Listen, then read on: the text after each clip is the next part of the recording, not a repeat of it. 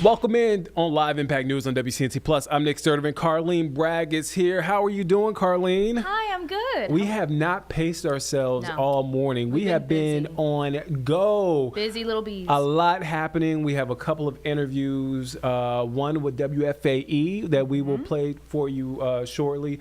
Talking about funding. They are an NPR affiliate, and obviously Congress cutting funding, billions of dollars for public media. So right now they're doing their fall funding campaign. So we're going to talk to them. Also, we're going to talk to Sustain Charlotte. Biketober is around the corner. Biking. Yeah. Cyclists. Yes. Mm-hmm. So it's a cool event. So we'll talk to them actually live on the show. Mm-hmm. But first, we want to head out to Illinois.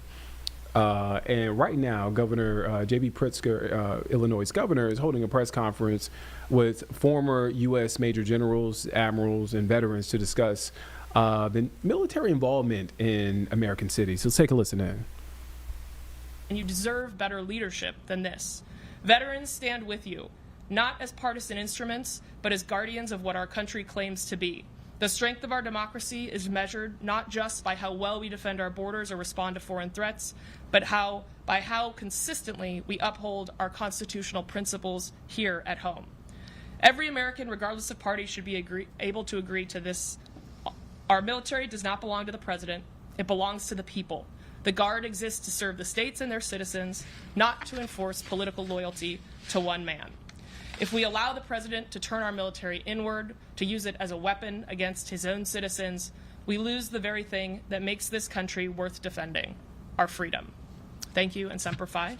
Governor Pritzker. Thank you. Appreciate you. Thank you. Happy to take any questions from members of the media. Shia. Maybe one of the generals could talk about this. As I understand it, right, they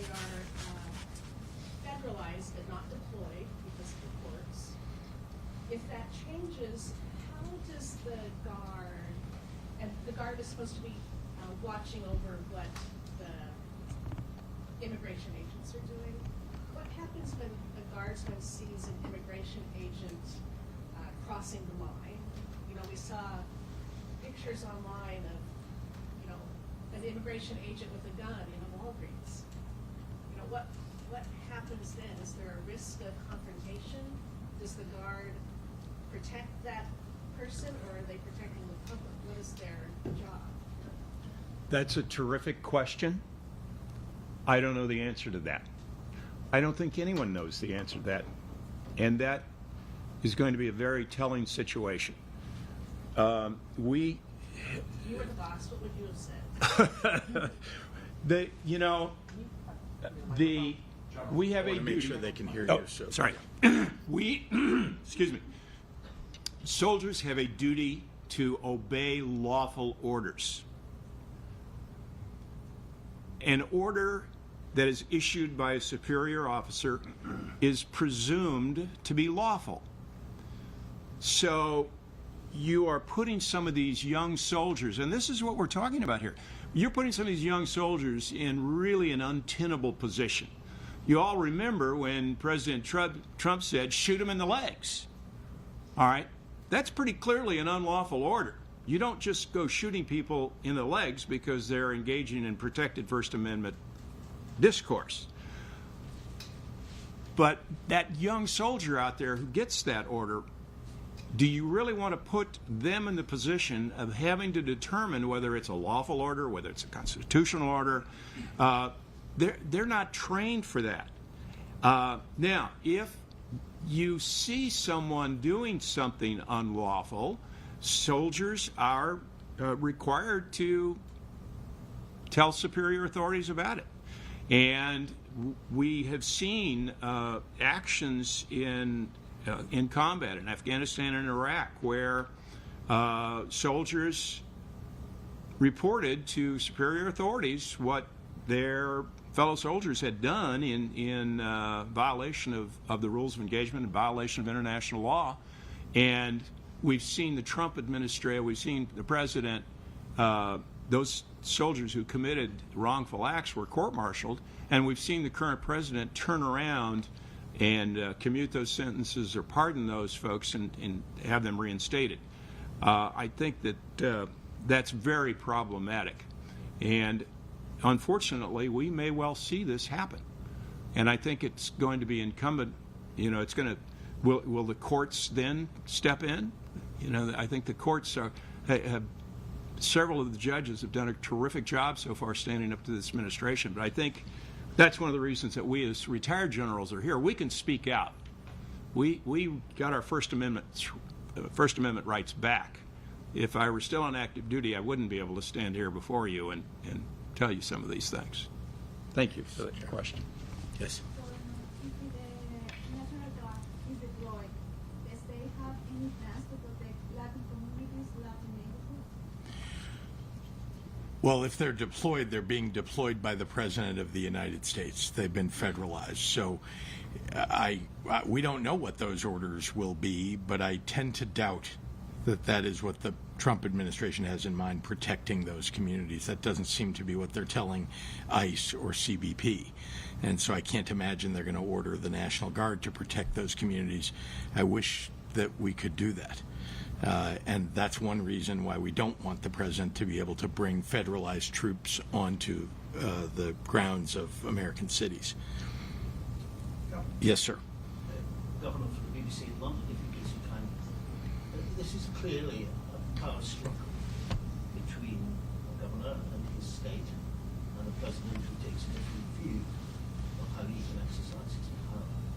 So the question for everybody, not just in the United States, but beyond the United States, is who prevails and how. And if I might just add to that very briefly, you compared with what's happening or what may happen to authoritarian regimes' behavior elsewhere in the past.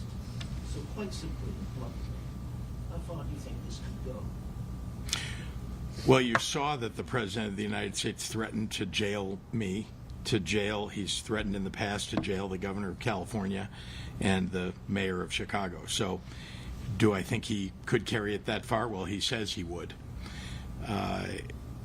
Yeah, this is a struggle around the 10th Amendment to the Constitution, which protects states' rights. It's also a struggle, in my view, about protecting the military.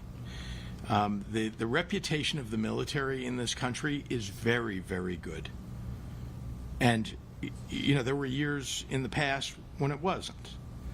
But it's very good. People have enormous respect and admiration for those who are part of our military forces.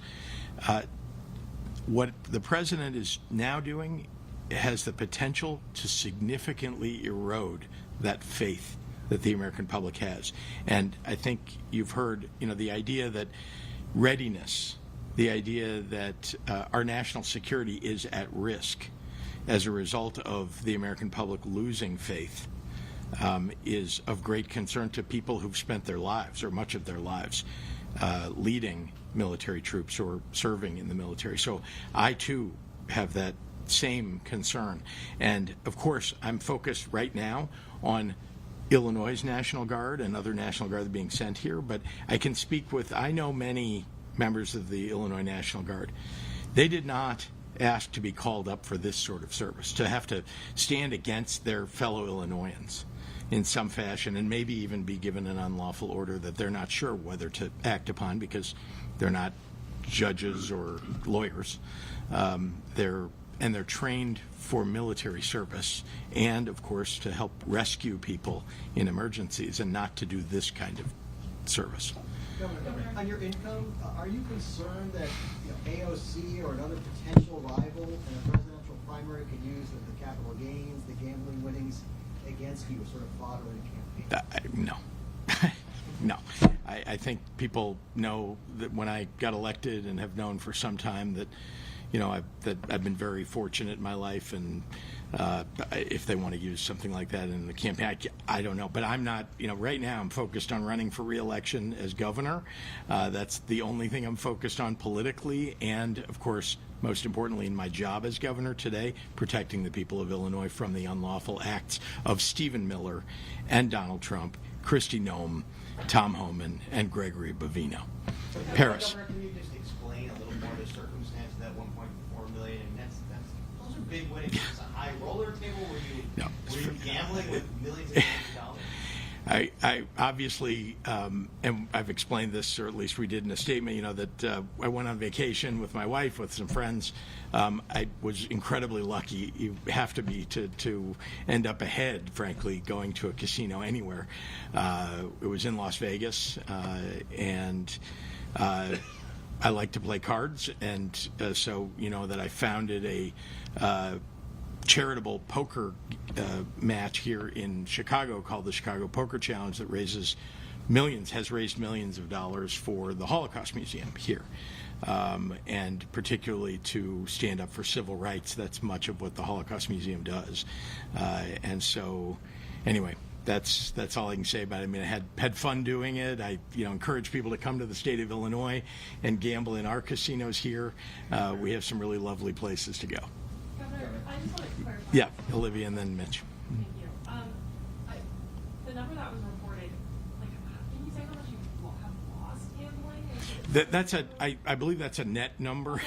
So yeah, but I mean, it was all, you know, it all happened over one trip, and again, it was just, I mean, incredibly lucky.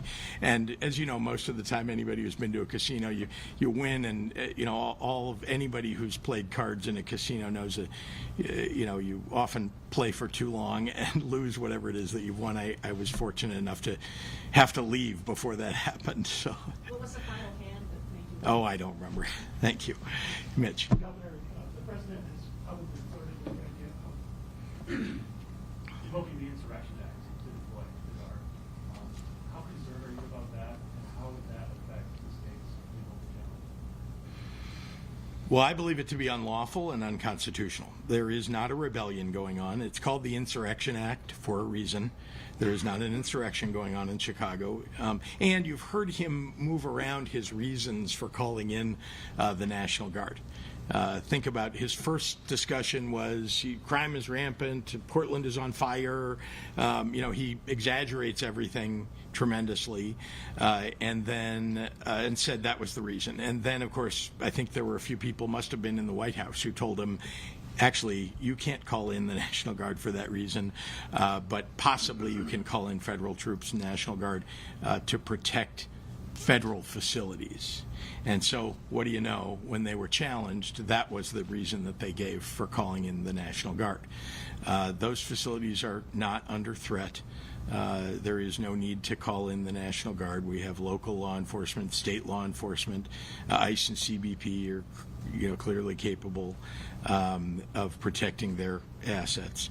And so I'm concerned, of course, that it doesn't seem like the President of the United States cares much about the Constitution or the laws of the country. He's broken them, 34 times. He's been a convicted felon. So he doesn't much care about the law. I am concerned that he will just ignore the law and try to enact the Insurrection Act and use his people, who seem to be sycophants to the end, to defend him as he's carrying out unlawful acts. I think Sarah in the back. Kind of a follow-up to that. Yeah. On Tuesday, as you know, on the southeast side, ICE agents deployed pepper spray after people threw eggs and rocks. So do you think that type of scene and chaos just gives the president, for the lack of a better word, more ammunition to call to invoke the Insurrection Act? Look, anybody who's protesting and not doing so peacefully and is committing a crime in doing so shouldn't be, should be held accountable for their acts. And that you saw this in the decision of a judge this morning in her TRO case, that she's seen all the reports, as all of us have. They take one small circumstance and they blow it up into as if this is all of Chicago or it's happening everywhere. We have so many peaceful protesters and so many places that people are protesting peacefully in neighborhoods. You're going to see it on Saturday in Grant Park. And so the idea that there's any justification for people, tossing tear gas in the context of people's protests, I think the judge reacted to that properly by ordering that now the federal agents are required to have body cameras on them, because they clearly lie about what goes on. You saw this in the case of Silverio, who was killed in Franklin Park. You saw this in the case of the woman who was shot in her car. They put out a press release immediately at Homeland. All right, so you're watching Live Impact News on WCNC Plus. I'm Nick Sturdivant. Right there is Illinois' governor, along with other officials there for a press conference in Chicago, talking about the military presence in U.S. cities, pushing back against the deployment of the National Guard in cities like Chicago. So we want to step away from that, and we want to go to some breaking news here in Charlotte. So right now we have a crew at the scene, but I want to show you some video from earlier, just moments ago. This situation on Youngblood Road in the Palisades area. So here's what we have so far. I'm just checking. I'm checking in real time, and so we know that there's a scene, but CMPD has not released information on this. So I just want to be clear: we haven't got any sort of confirmation on this, but this is reports are saying this is a SWAT situation, police presence. I should say police presence here on Youngblood Road in the Palisades area. Again, a police presence. We're getting word of a possible SWAT situation, but CMPD has not confirmed that yet. So we are working to get more information. Again, this is video from earlier. It looks like at a home there. This is in the Palisades area in Charlotte. We have a map. Oh, I had a map pulled up.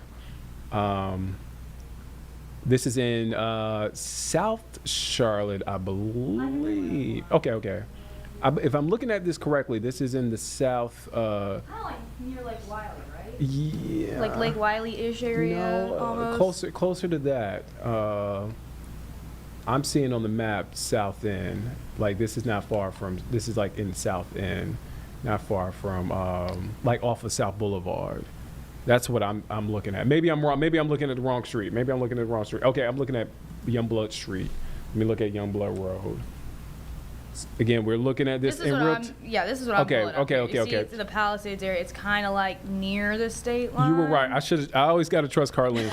Look, it gave. I apologize, folks. It gave there's a Youngblood Street and Youngblood Road in Charlotte. So the map gave me Youngblood Street, and I did not realize that. So when Carlene said that, I said, Carlene, what are you talking about? Also, it didn't match up when it said Palisades area. So I was like, wait, what? I was confused. Here it is. Here is correct. Thank you, Carlene. Palisades area. So yes, you're talking about near Lake Wiley. Yes. So is how would you describe that area? It's neighborhood, residential area. Obviously, you got the country club down there. You've got it's its own little compact little community. Right Not here. far from the South Carolina line. No.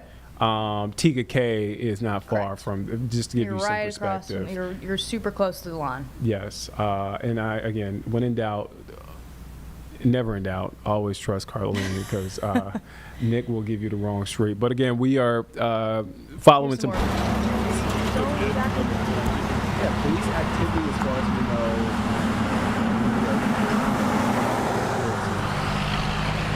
Information that might get maybe this is a squad situation. Tiffany has not confirmed that yet, but we will continue this work in the Palisades area. All right, so let's take a quick break. We'll be back here in just 2 minutes here on Live Impact News on WCNC Plus.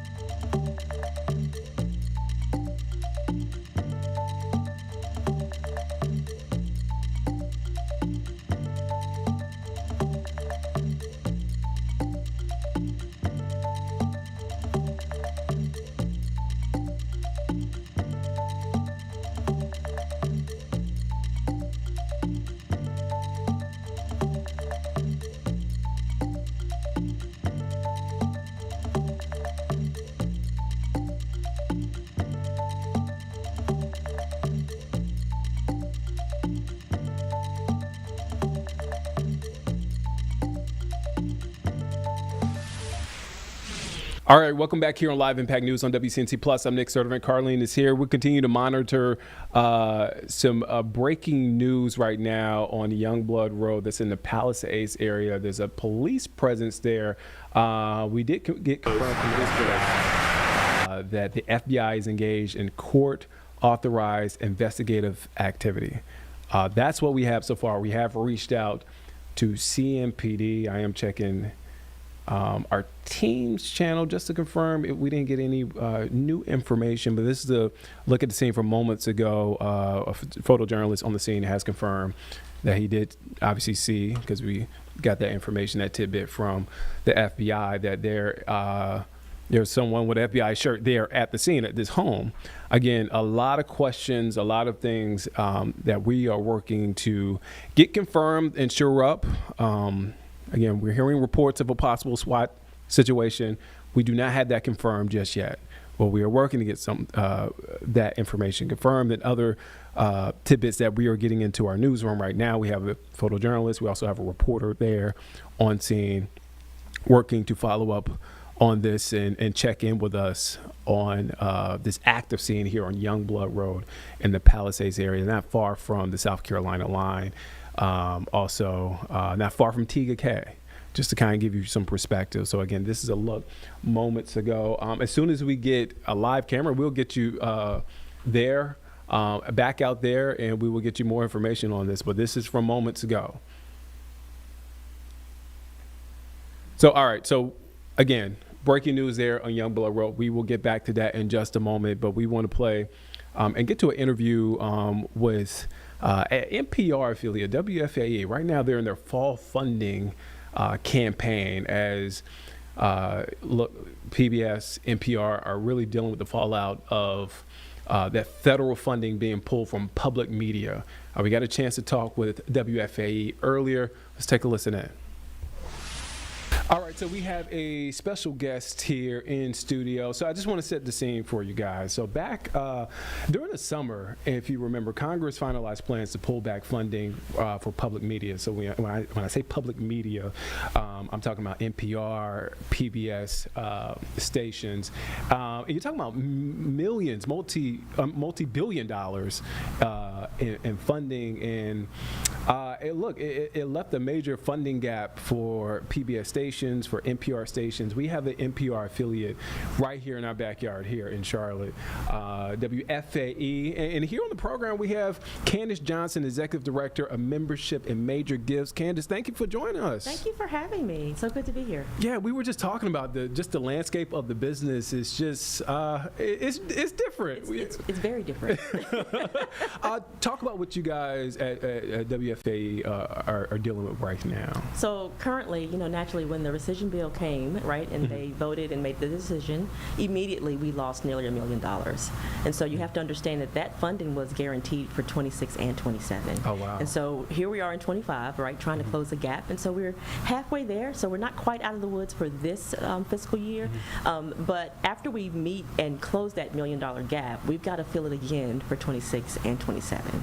And so that gives you an idea of the bridge funding that we need to raise to be able to sustain operationally. So naturally, you've heard that we are exiting our uptown building. We had to do some layoffs. And so we've done all the things that we can possibly do to be able to close that gap. But now we are really reliant on what has always been the fact for WFAE, is that this has been led and supported by the community, by our listeners. And so we are fueled by this community.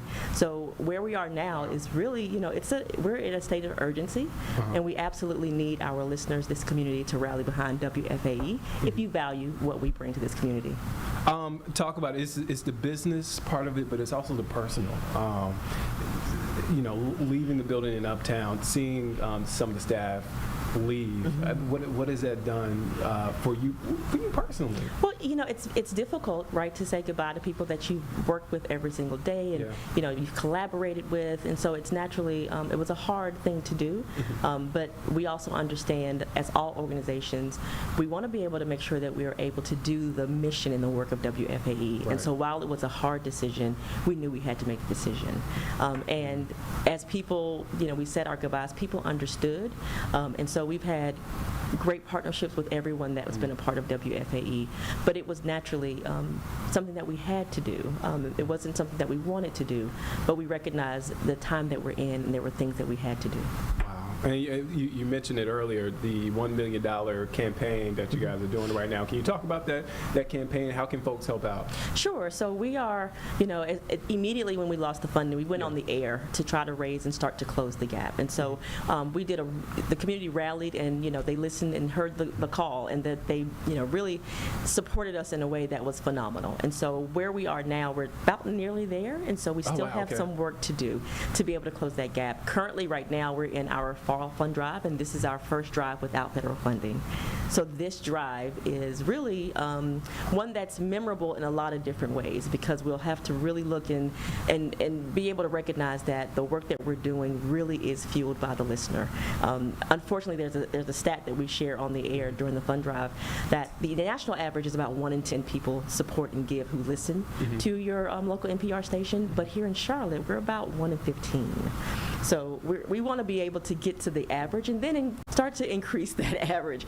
But we absolutely need, if you've listened to WFAE for years, which a lot of people have and have not supported, but this is your time. This is now your opportunity to become a member, to be an active participant in how you are able to support what is provided to this community. For 45 years, we want to be here for 45 more. Oh, wow. And beyond that, y'all do great work. How you said first campaign without federal funding, obviously. My heart sank when I heard that's scary. Very. And the funding that we did receive, it amplified the other funding that we got, right? So we were able to cover some things, but now that funding is gone, there's the need to cover everything, and there's so much more that goes into that funding and where it goes, and so why we're here today and how you can support us today is to be diligent, and to really be able to say, you know what, I stand with WFAE. I listen every single day. What they provide to me and my household and how we make decisions is really important to us. And so now is the time to stand beside us, shoulder to shoulder, because that's what's going to take every single day, one gift at a time. It's how we get to close this gap, and we can only do it with the people who have supported us, with the people who are listening, and if we all come together and do that, we can absolutely continue to thrive and do the work that we want to do, because we're not going to vacillate or go away from our mission. We are very committed to what we're doing every single day, and so we want to be able to continue to give you that at a level of excellence that we've done. You talk about the community. What has, from I guess your vantage point, what has the community said? What are some of the stories? Oh, listen. What's interesting about listening to WFAE is every day you'll have a story that's like, oh my gosh, that's such a neat story, right? Yeah. And so you hear that, but you also hear comments like, I've been listening for like 10 years and I've never given. And some people don't even recognize that they've not given. You hear people say things like, this helped me make a better decision, or this information that I heard on WFAE today was, changed my mind about certain things, right? And so you get a wide variety of what people get out of what they hear every single day. Yeah. Naturally, you've got people who love their favorites, right? Morning Edition and Charlotte Talks is, naturally our city show that we offer every single day. Wait, Don't Tell Me, and All Things Considered. Everybody has their favorite, but they are absolutely leaning in to say, I can't imagine a day without WFAE. Yeah, I mean it's what gets you through your day. Like if you know, like, man, I'm about to have a busy day. I got meetings, but I can look forward to this show. That gets people through the day. Absolutely. The news reports that come and air throughout the day, so that you can be aware of what's coming, not only nationally but locally. Yeah. And I think that's the part that's most important to this Charlotte region, is that you get the local stories, and that you really understand what's going on in your community. WFAE is a force multiplier.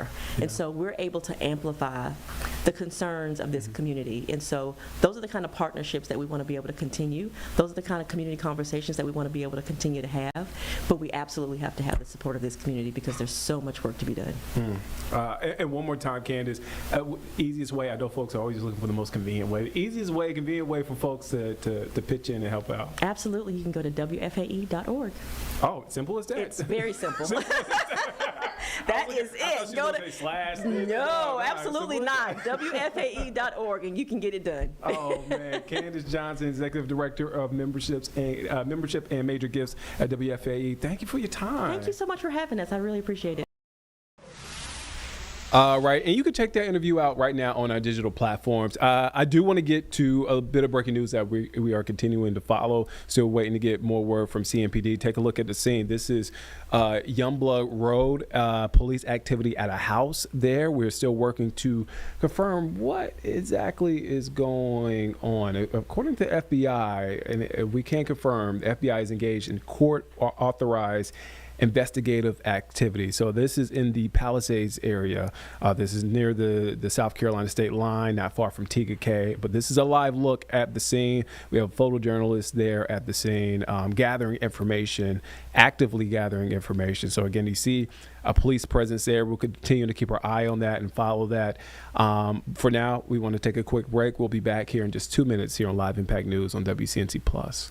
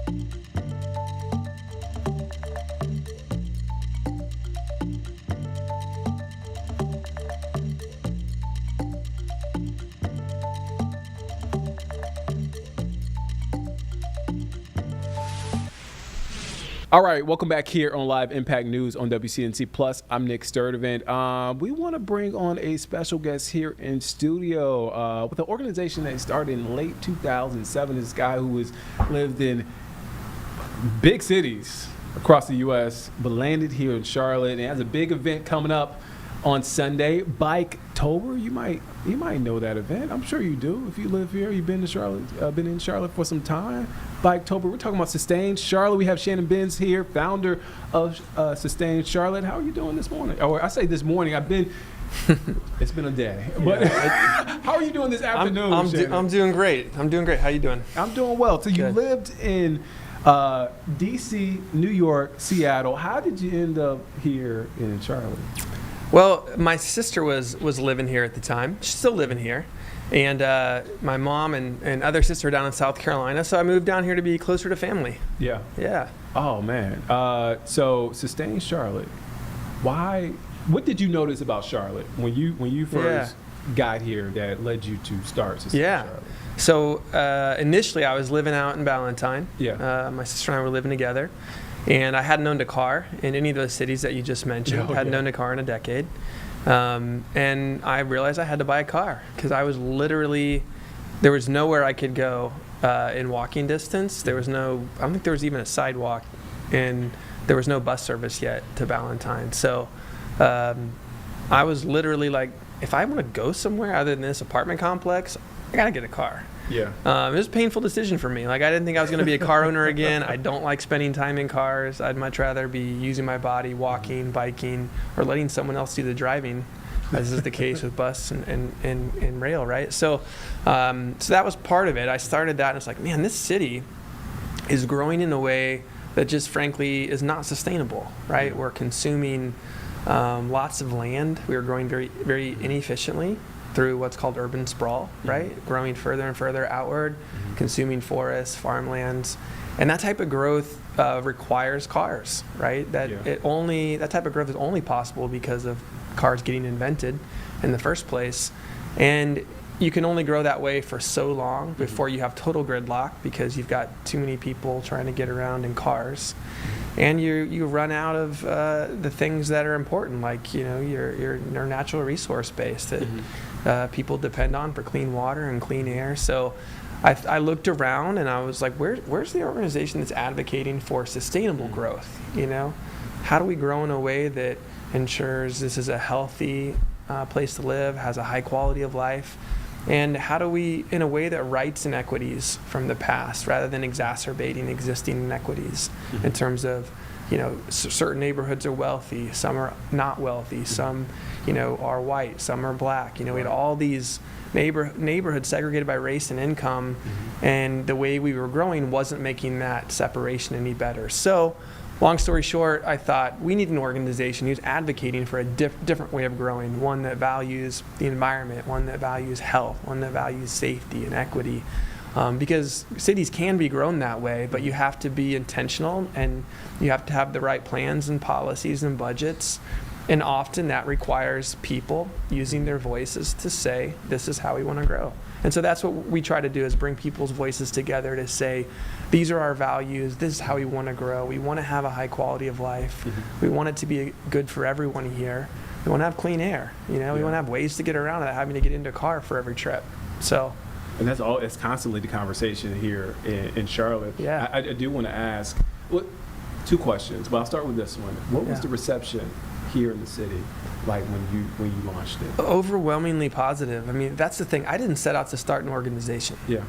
Like I wanted to just have an event, right, to get people to come together who have been thinking about these kinds of things a little bit, working on them, and come up with a vision for how we were going to grow. So I wanted to have a visioning workshop, basically. And that's really all I wanted to do. I didn't necessarily want to create an organization, but I stood up I decided, okay, I need to create a landing page so people can register for this visioning workshop, as I called it. And you know how, at least it used to be, and I guess most websites still have like a contact page. You can click here and it's an anonymous form, and you don't know who it's going to, but that's how you can contact the organization. Well, I put one of those in there, and the emails just started flying in. This idea of sustainability and sustainable development. A lot of people wanted to talk about that. Hey, can I get coffee? I want to learn more about Sustain Charlotte, which I was just doing, on the side outside my full-time job as a volunteer thing. And it just pretty quickly snowballed and kind of took over my life. Like, there were so many people interested in talking about this and wanting to be part of it that I couldn't even reply to all the requests people had to meet. How many requests? Oh, I don't even know. But I looked back one day and I was like, man, that's a really important person that I didn't know who that was at the time, but that's kind of a mover and shaker in town that I probably should have had coffee with, but I just didn't have the time. Yeah. So to answer your question, though, I think the interest was very strong. And I tell people a lot, I think the idea of Sustain Charlotte came along. It was one of those right time, right place. People were hungry for a more responsible, thoughtful way to grow than we were growing at that time. This was 2009-ish, 2010. And I think just that idea that I put out there was, again, people just really got behind that and said, yeah. And to be honest, part of why I started it is I was going around, going out socially at the time. I wasn't married yet, no kids. I would go out at night to different civic events, I'll call them, and it seemed like everywhere I went, people were expressing how unhappy they were with the way Charlotte was growing. Yeah. They didn't like the McMansion being built next door, or the changes, that were all around them, but they seemed helpless. They didn't know what to do about it. Right. I don't like the way the city's growing, but I'm just one person. What can I do?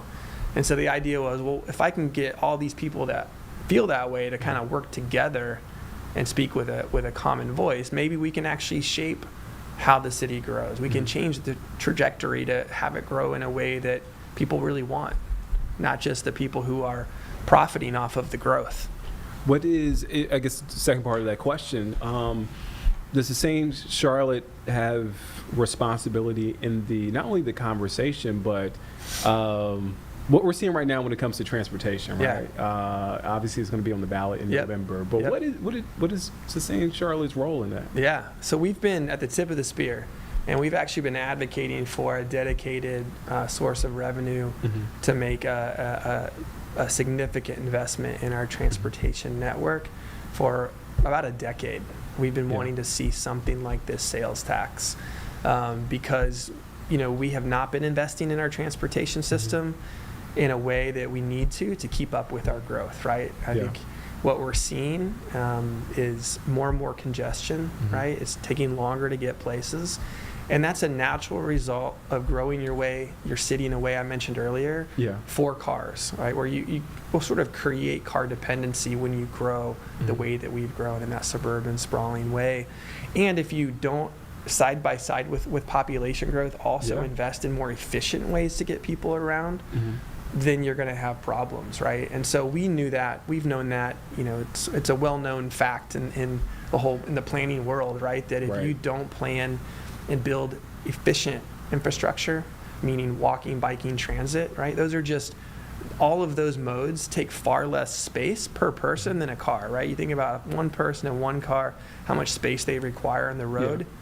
It's many, many times more than a person sitting on a bus or a train, and even a person on a bike or on foot is taking up a fraction of the space as the person in the car. So as cities get more dense and more people move there, you have to find more efficient ways to move people, or you'll have gridlock. So we've been advocates for those other ways of getting around, and we've been huge advocates for this sales tax increase. Because so totally on board. We're totally on board. We're out there talking about it every day, because if we don't do that, it's not just that we're going to maintain the status quo. Things are going to get far worse, because the population growth that we are experiencing today is more than ever. 157 people moving here every single day. So when you go to bed tonight, there's 157 more people living in the Charlotte area than when you woke up this morning or when you went to bed last night. And if we don't have other ways for those people to get around, those more efficient ways, most of those people are going to be getting into a car and hitting the streets. And that's just a recipe for more and more gridlock and more air pollution and water pollution and expense. That's the most expensive way to get around as well. And one of the ways, correct me if I'm wrong, it seems like you're promoting this is through Biketober. Biketoberfest, Biketoberfest. Absolutely. On Sunday. Talk about that. Yeah, so Biketoberfest was an event we started to show people that actually, when we have safe bike lanes and we have greenways, right? When we have basically safe, comfortable places to ride, as we do in South End and parts of Uptown and some of the surrounding neighborhoods. When we build safe places for people to bike, it's the most fun way to get around. Yeah. It's the most efficient. It's the easiest. You don't have to pay for parking. You can park right in front of the door, to wherever you're going. And it's free. Once you buy your bike for a few $100, now your transportation's free. So cities all over the world have realized this. It's not like I came up with this, right? Cities know this. And so a lot of cities have gone, they've doubled down, tripled down on making their streets safer for people to bike, because they know, like, in urban areas, it just makes a lot of sense, right? A lot of places are a little too far to walk, but not too far to bike if it's safe, right? And now with electronic bikes, right? You can get everywhere. I see it all the time. And you can go further, faster, and you don't have to worry about the heat and humidity being the obstacle, because if you don't want to work, you don't have to work. So Biketoberfest is about that. It's about showing people, look, when we build our city in a way where things are close enough together that you can get there by bike, and we have bike lanes that are safe, meaning separated from traffic. This is a great way to get around and get places. So we give people a taste of that during Biketoberfest. We have a route. Yeah, okay. It's about 16 or so miles, 16 and a half. Hits pretty much every neighborhood that rings Uptown. So our oldest neighborhoods. They're all pretty close together. So, you can hit over a dozen neighborhoods on Sunday at Biketoberfest. On your bike. And then all along that route, we have local businesses that are participating as stops along the route. So they're expecting you. We'll give you a passport that you take with you, and you get to that business, and they're ready to stamp your passport for you to show you've been there. They'll have discounts and freebies, samples and whatnot. And then you end up back where you started at Triple C Brewing. And you turn in your passport stamps or raffle tickets, and we give away all kinds of cool prizes donated by local businesses.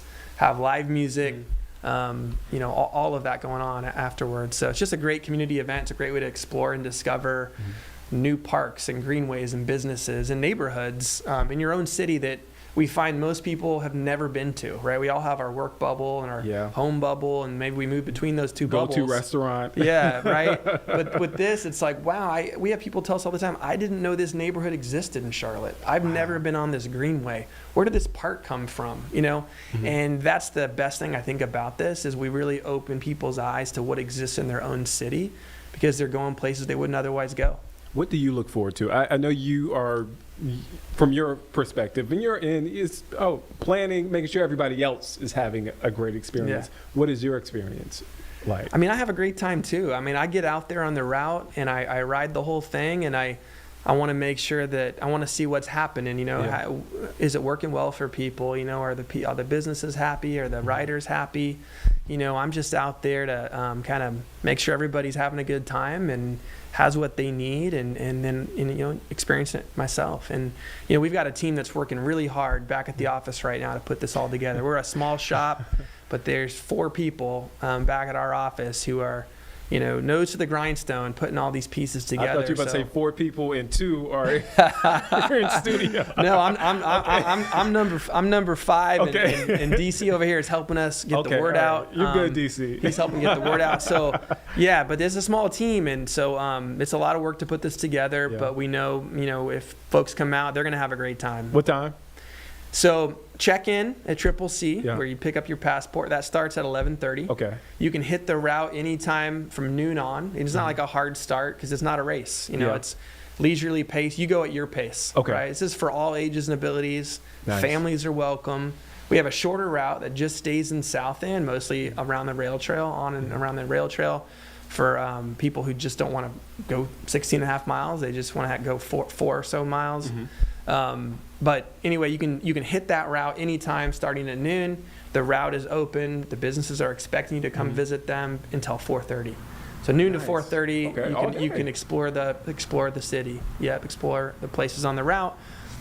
4:30 or so, we kick off the after party back at Triple C. So at that point, you can come back to where you started and have a Biketoberfest beer. If you're a beer drinker, we Triple C brews a beer just for the event. Yeah. But of course, we'll have non-alcoholic options. We'll have an ice cream truck is going to be there.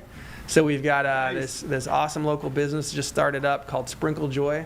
Okay. that scoops up 2 scoops ice cream, which I think is among the best ice cream in town. Okay, all right. We'll have Enderley Coffee is going to be there, and with their coffee truck serving coffee. And it's not too late to register, right? So people can go to the Biketoberfest website. Just Google Sustain Charlotte Biketoberfest or go to Biketoberfest CLT and pick up your ticket. And if you don't have a bike, we got you.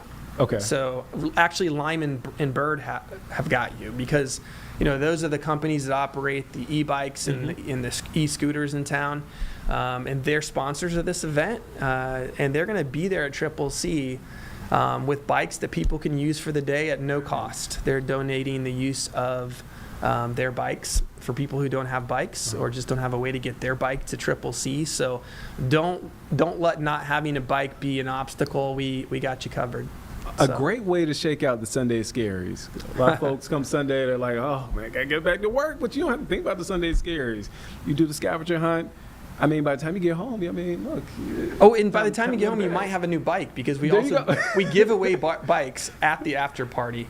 So Trips for Kids and Bike Source have donated bikes again this year. So not only do we have gift cards to all kinds of businesses and restaurants around town, but we actually give away a couple of bikes. So you definitely want to come to the after party as well. Oh man, check it all out this Sunday, Biketoberfest. Shannon Benz with Sustain Charlotte. Man, Shannon, thank you for your time, man. Thanks for having me on. You have to come back. We always tell folks you have to come back. Anytime. All right, we're going to take a quick break here on Live Impact News. We'll be back here in just 2 minutes. We'll be back here on WCNC Plus.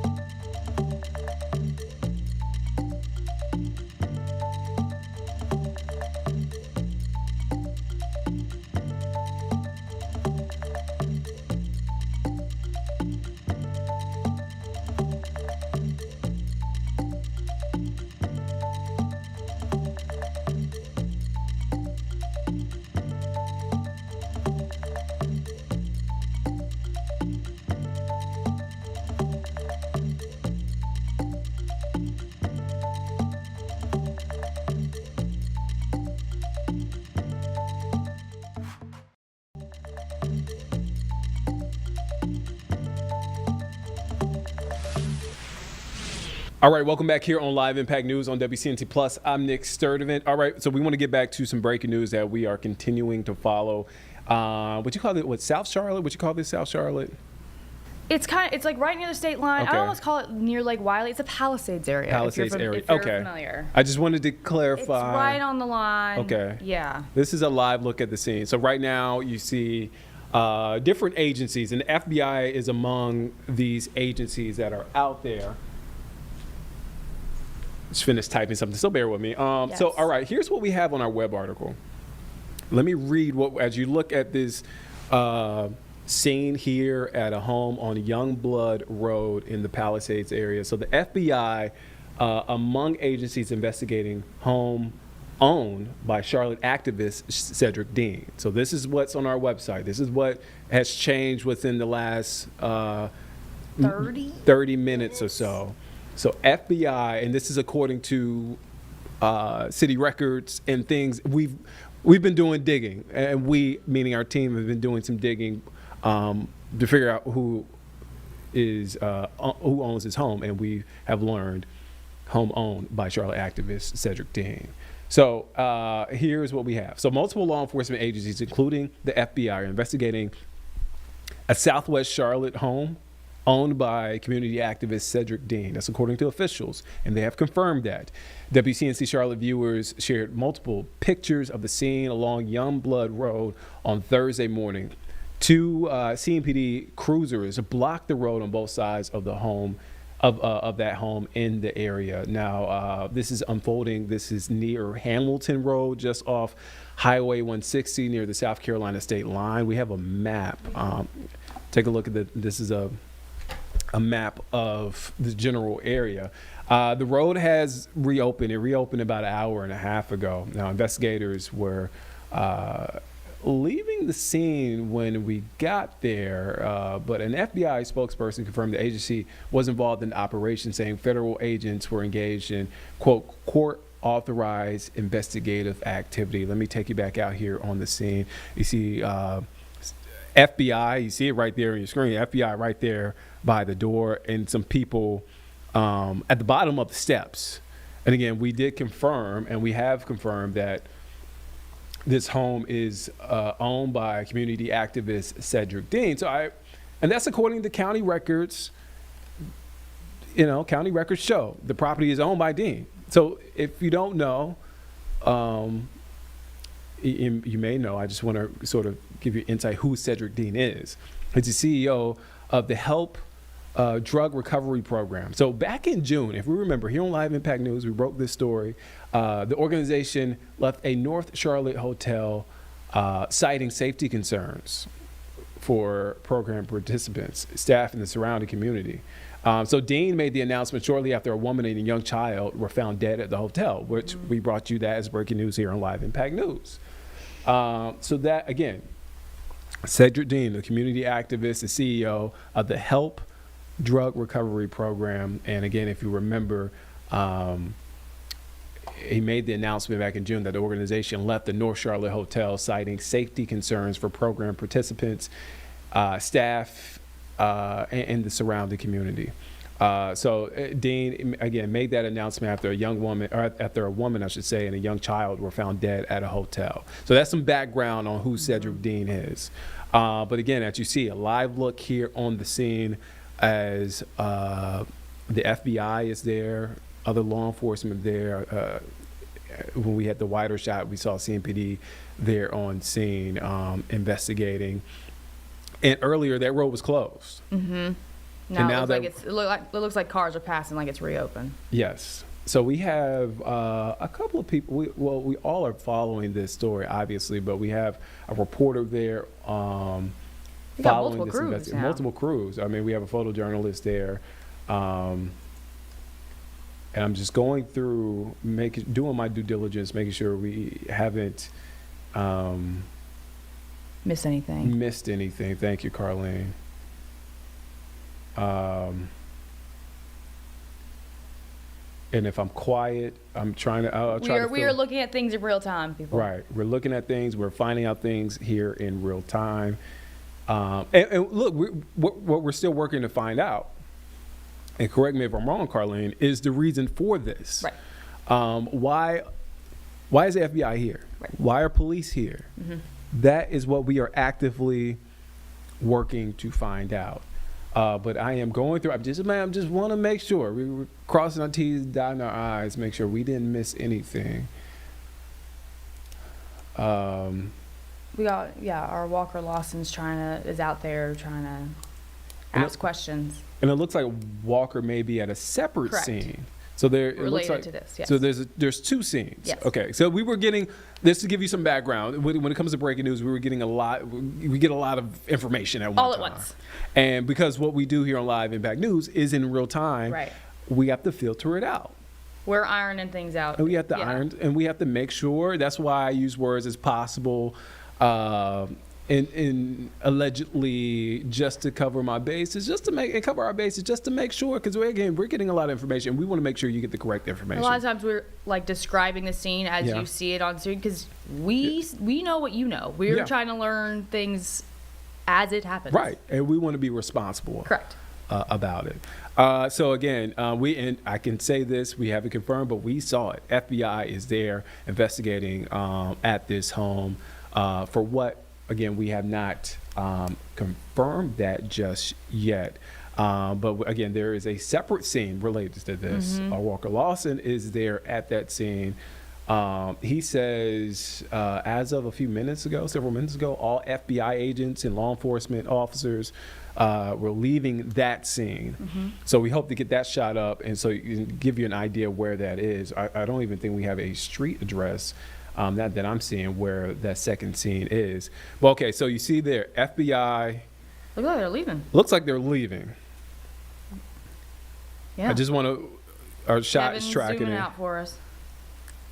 Kevin Wardlaw, photojournalist, has been on the scene now for a while now. But so it looks like FBI, they're leaving this scene. You see, this Yeah. is on Youngblood Road here. Palisades area, Palisades right near that area. state line. Yeah. Like Wiley. I know we have Southwest Charlotte, but I lean on Carlene for locations why, so, okay, so you see FBI. I'm trying to see Kinda if we. filtering out here. Other, it looks like agencies. See, FBI. I was trying to see if I could spot what. What the other officials, Was it, other agencies.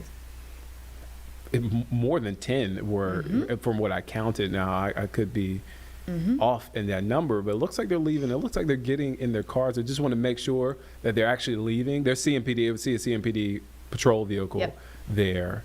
But there are officials there, right, in those black shirts. Not sure who they are because I could not see the logo on their T-shirts. I'm Right. sorry, on their polo shirts. But they're there on scene. So again, as we learn more information, we'll know who those folks are. Jeb's here in the studio has been running back and forth, getting us information. Thank you, Jeb.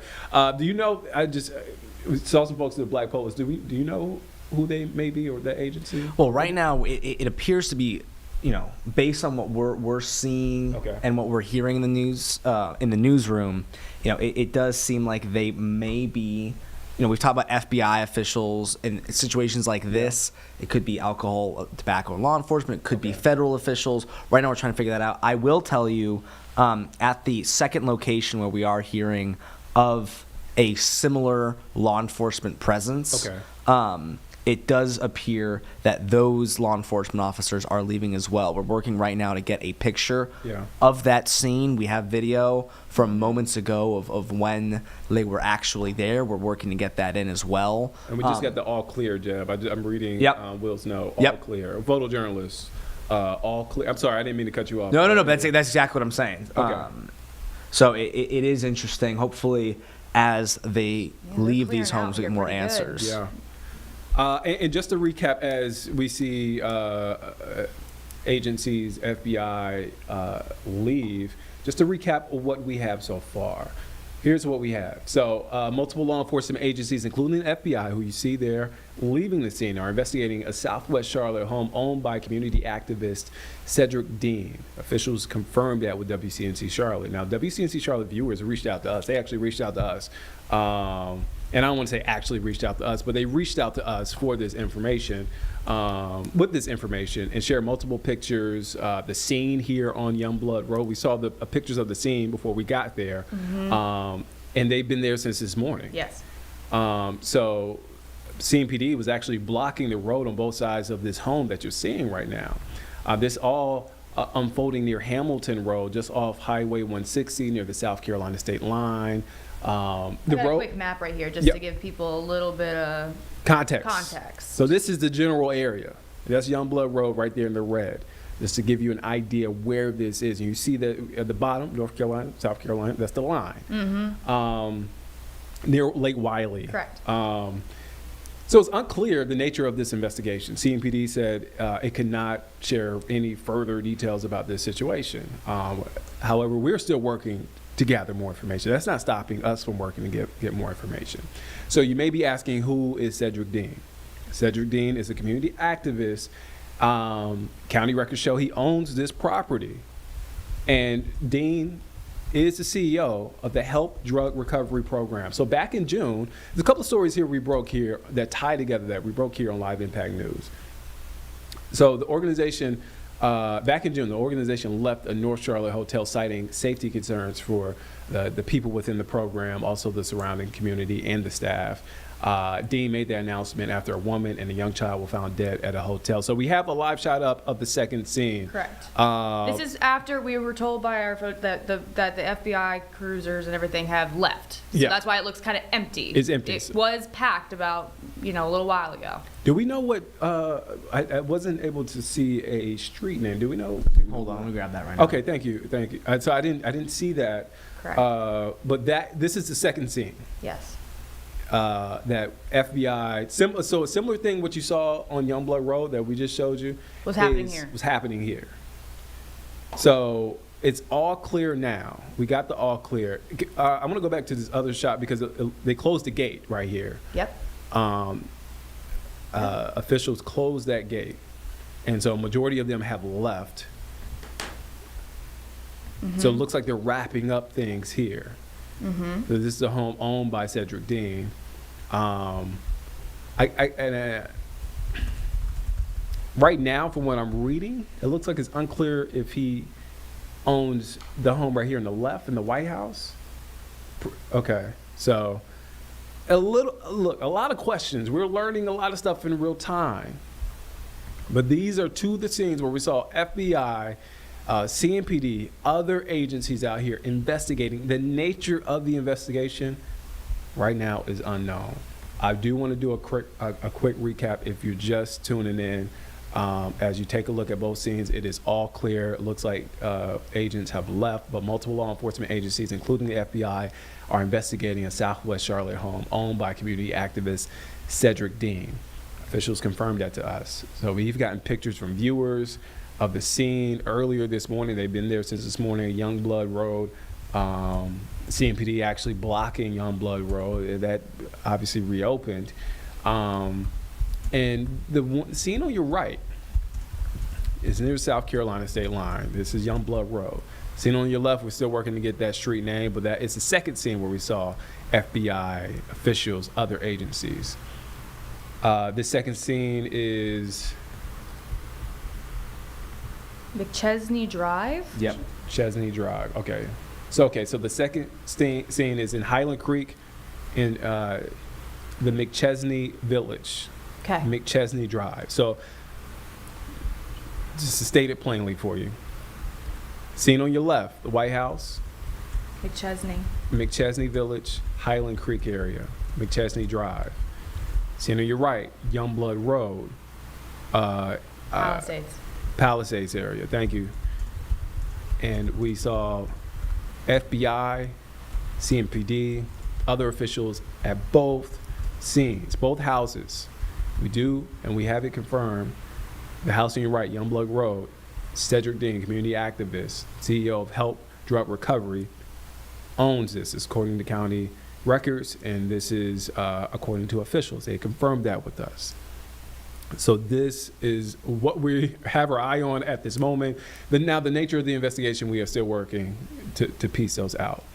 So we will continue to keep an eye as officials have just left the scene of both houses. We'll continue to keep an eye. We'll continue to gather more information as it comes in. But for now, we want to take a break here on Live Impact News on WCNC Plus. We'll be back here in just 2 minutes here on Live Impact News on WCNC Plus.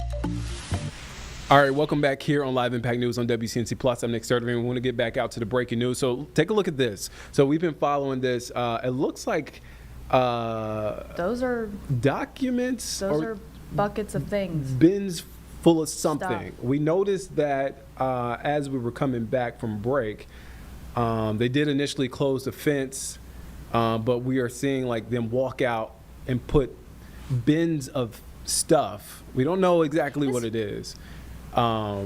Into cars. This might be rollback. Okay. I was warning now. This might be Kevin refeeding video. This could be. Because I'm like, we saw those cars leave. Okay. I think this is Okay. Just want to make. So let's recap. Apologize for that. Again, we saw that pop up. We thought that was a live camera. Apologies for that. But that is the scene from earlier. Look, I can admit when I'm wrong. Yeah, no. Us too, because we were like, how all of a sudden all these officers get back in the house so quickly? So the scene is clear, but this is a look from earlier. All right, so just a quick recap. So multiple law enforcement agencies, including the FBI, are investigating a Southwest Charlotte home owned by community activist Cedric Dean. That's according to officials. Now, WCNC Charlotte viewers shared photos of the scene along Youngblood Road, which is what you're looking at right now. There's also a second scene on McChesney Drive. This is a live picture of McChesney Drive. Similar situation, FBI agencies at both of the homes. Both are clear. And this is now clear, but we still have crews there on the scene, multiple crews out working to find out what happened. Now, you may be asking, who is Cedric Dean? So county records show he owns the property on Youngblood Road. But Dean is the CEO of the Help Drug Recovery Program. Now, back in June, the organization left the North Charlotte hotel, citing safety concerns for program participants and staff and surrounding community. Dean made the announcement shortly after a woman and a young child were found dead at a hotel. So that is the latest. Again, the nature of this investigation still unclear at this time. All right, let's shift gears now, and we'll get back to that as soon as we get more information. We will update. I'll make sure we will update you here on Live Impact News here on WCNC Plus. But we want to get now to the forecast. Here's our full forecast with meteorologist Majestic Storm. Let's take a listen in. Now to your forecast on this Thursday afternoon. Another beautiful sunny day ahead. Brittany joins us now. The temperatures in the 70s. I think you're right. This really is Chamber of Commerce weather. Yeah, mid-70s, lots of sunshine, dry air, no rain to worry about. Really picture perfect day. Now tonight things could get chilly for the first time since April, in fact, in Charlotte. Now, technically, when you're in the WCNC Charlotte Weather Center, we talk cool when temperatures are in the 50s. But we start to flirt with the words chilly by the time we're getting into the 40s. And this would be the first night that we've seen in months that temperatures could drop below 50 degrees. 47 the official forecast right now in Charlotte. Some of our rural communities could dip into the low to mid 40s, 30s up in the mountains. And while they have seen the 30s a few times so far, when it's 37 in Boone, 39 in Jefferson, that means higher elevation spots are even colder. So hopefully preparing for that, covering up any plants, as there will likely be some frost issues there. Now that, of course, is the forecast overnight tonight. Temperatures will warm up a bit both Saturday and Sunday mornings, and that'll be because of an approaching cold front. That will bring us a small chance for rain, mainly Sunday afternoon, before you see another drop in those lows by Monday and Tuesday. So likely won't be our first upper 40s that we'll see not only this week, but over the next, of course, few months, as things do seem to be a change in here across a lot of the deep south. High pressure overhead, keeping things calm and clear for the Carolinas, of course, Georgia, Alabama, really all across Virginia as well. But with that shift eventually heading offshore and eventually south, we will start to see that small kind of inch there in that humidity and small inch in rain chances as that cold front tries to approach from the northwest. It comes in Sunday, mainly toward the afternoon, and I mentioned this earlier in our newscast, but I do want to repeat it here just in case. But Sunday's rain will have to encounter a lot of dry air before it can actually reach the ground, a similar issue to what we had this past Sunday with that chance for rain. And so if you end up with drizzle, light rain that doesn't accumulate much, you are certainly not alone. When rain falls from the clouds, even if it's wet there, even if it's moist there, if it's dry near the ground, it has to encounter and move through all of that dry air to get here. And oftentimes this time of year, it just can't overrun some of that dry air. So here's a look at one of our forecast models right now, showing about 1/4 of an inch of rain across most of the Charlotte metro. I actually think this is cautiously optimistic that we could get 1/4 of an inch, but certainly something we're hoping for, about 1/2 of an inch up toward the mountains, because we are very, very dry. We got our latest drought update today, and while there has been improvement here there at the coast, a lot of that because of recent rainfall there, because of the nor'easter and a few tropical systems, we've actually seen expanding areas of rain or drought conditions, mainly south of Charlotte, including most of Mecklenburg County. You can see the areas of light brown there. That includes York County, Chester, Lancaster, Chesterfield, most of Stanley, most of southern Cabarrus, as well as Union, Anson, and Richmond. So about half of our local counties now under those higher than where we were before drought conditions. Now, one area that doesn't look to be impacted by the drought as much, which is very thankful for that, is the mountains, as the fall leaves, of course, are starting to turn. Some of those areas above about 5,500 feet are past their peak. We're pretty much in peak right now, about 3,500 to 4,500 feet, which is Beech Mountain, down toward places like Ginger Cake, Banner Elk. Right now, Blowing Rock, Banner Elk, we're right at that highest color, so you'll likely be in peak by next week, which will be absolutely beautiful to see. And again, some of those leaves are falling a little bit earlier than maybe they normally do, but thankfully they're full. One of the App State professors that I talked to for a story last week said they're full, and even if some of the leaves are on the ground, it's so many leaves around that not many people are noticing it at all. Best option there, if you're trying to get out and see some of those leaves, try to go during the week and try to go earlier in the day. Earlier in the day, the colors are more vibrant while the sun angle is still more moderate. Once it gets high, it can almost allow for those leaves to just look a little bit more limp than maybe they are at the peak of the morning. Here's that Jerry Hunt Supercenter 7-day forecast. Mid-70s today, upper 40s tomorrow morning, mid-70s again, and then 80 degrees, a pretty nice Saturday, starting in the 50s, ending in the 80s before that small chance of rain again by Sunday afternoon.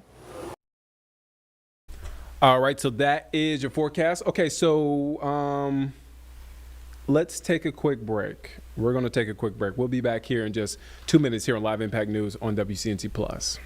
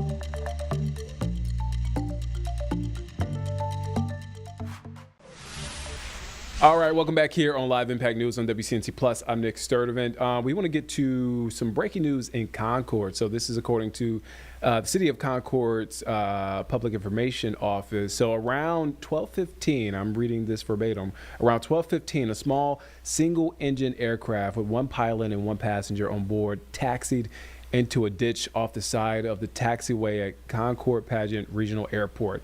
The incident occurred while the aircraft was taxiing before takeoff. As a precaution, the Concord Fire Department responded, but there was no smoke, no fire, and no injuries. That's good news in all of this to the pilot and passenger.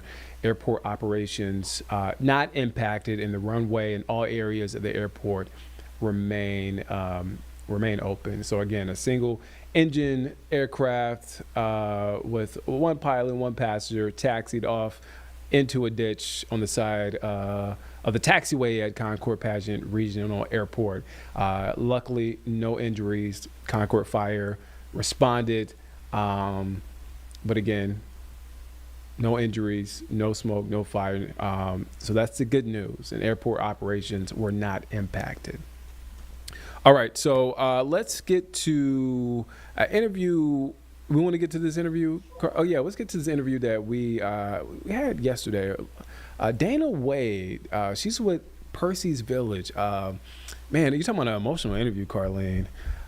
Dana was talking about basically what her nonprofit and eventually her facility will do for caregivers and folks who are living with dementia, Alzheimer's, and being that support. Dana is a caregiver.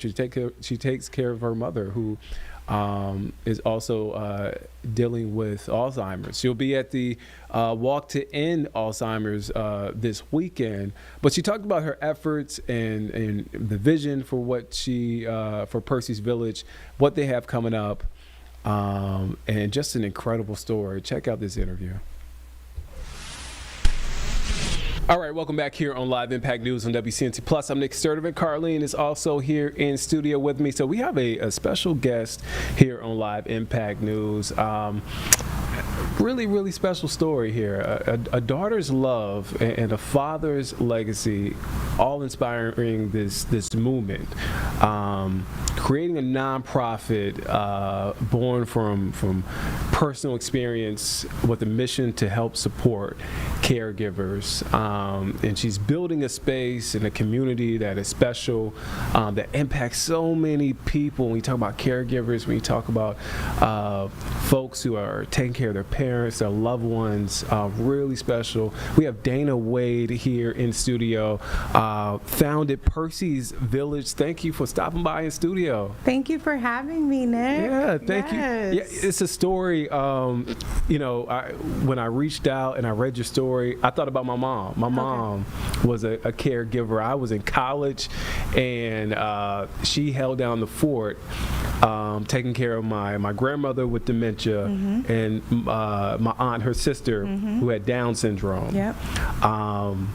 And yeah, full-time job, and that's a full-time job on top of having a full-time job. Right. And we're going to kind of jump all over the place, but how do you put that in context for folks? Well, first of all, I don't think we talk about it enough. Yeah. You know, there's so many people out here that have taken on the responsibility of being a caregiver and don't even think of it as having taken on a responsibility. For many of us, especially when it depends, and when we're looking at kind of where we come from, so in context, culturally, it's just something that we do, right?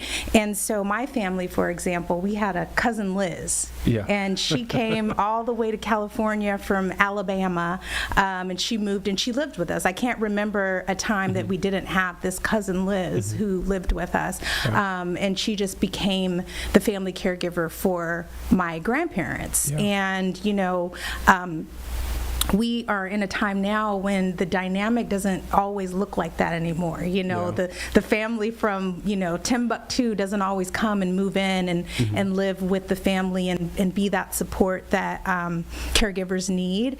And so, you know, working to create a village is what I'm doing, and that's why I started this nonprofit in honor of my dad, who was the ultimate caregiver in my heart. Oh man, let's start from the beginning. Grew up in California, San Jose, the Bay Area. The Bay Area, yes. But what do you remember from your childhood? I feel like we all have these core memories from our childhood. What do you remember from your childhood? Well, it's funny that you mentioned core memories, because those, you know, my mom has Alzheimer's, right? And so these core memories are what I'm learning are really the things that kind of keep us moving along. And for me, core memories is a significant part of my life, because those are the things that my mom remembers. And so the core memories for me are growing up in a village. So we had a village there. We didn't even know we were creating a village at that time, but my grandparents were very heavily into the church. And so that church family was our village. And so our door was always unlocked. I grew up really just kind of living with my grandparents for the most part. And, you know, Same. yeah, you're right. My parents were always around, but that the house, it's kind of like the home place, right? And that's where our village was created. And so I grew up with that model. And so when my parents moved here to Charlotte, all the way from California, they didn't take their village with them. You know, they created their own form of a village here in Charlotte. And so I grew up learning how to, you know, form these relationships and make these connections and build this community. And so it came very natural to me to do that, especially when my dad passed away. The beautiful folks you see there on your screen is Dana's parents right there. You can see it right there, Dana, on the screen, right? Yes. Oh, how beautiful. Thank you. Oh man, beautiful family. You say your dad was a caregiver. Yes. Talk about that journey. Ultimate caregiver. Well, my mom was actually in a very tragic car accident back in 1989. And it was at that point where she, developed a traumatic brain injury and was really came out of this accident as kind of a miracle story. So from that accident, she had a testimony. I mean, she was in a coma for months, had to learn how to literally do everything over again. And it was just me and my dad for the most part. And so, he became a caregiver for a small child, the primary caregiver for me, and then also the primary caregiver for my mom when she came home from the hospital.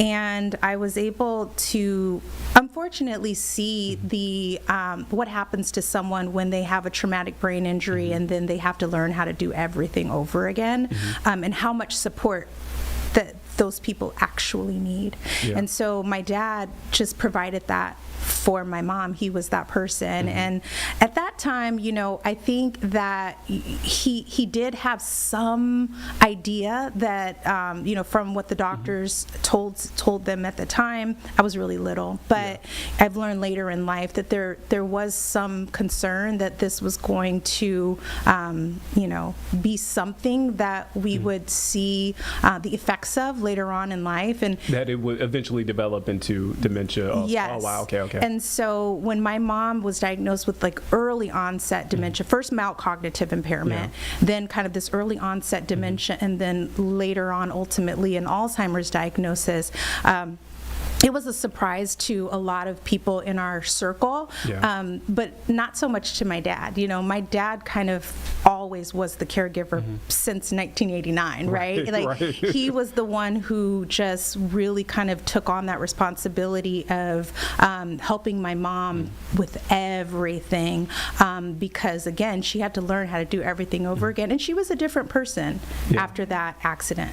And so, he never thought twice about it. He led with love, and he was also the type of caregiver that I've learned that I can't be. So I'll tell you a little bit about that. He put everyone first. That was just his nature. And what I learned from that was that you can't pour from an empty cup, right? As a caregiver, it's actually very easy to neglect yourself. And, my dad was caring for everybody else. And, he was the healthy one. He was the healthy one out of the two. And that's why I moved here to Charlotte to take care of him, as he took care of my mom.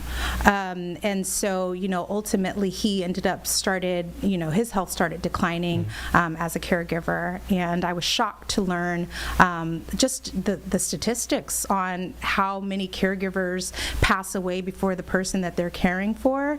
It's a Stanford University did a study. It's 40%. Wow. And that's startling, right? And so as soon as I kind of started digging in and really learning about dementia and what it takes to be a caregiver for someone with dementia and all of these different things, I was like, we have to do more. We have to do more because people are dying, that are the lifeline of our communities, which are our caregivers. What do you remember most about your dad? I see we had some shots of your dad, and I saw the video of your father sing. All right, we're coming back on the air. Julie Kay here. It's around 2:07. We're going to get to something happening live, an update out of Leland, Mississippi on the shooting over this weekend that left 6 people dead. I think officials are going to let us know about some of those arrests. Commissioner Sean Tyndall, and I encourage you all to join us in this effort.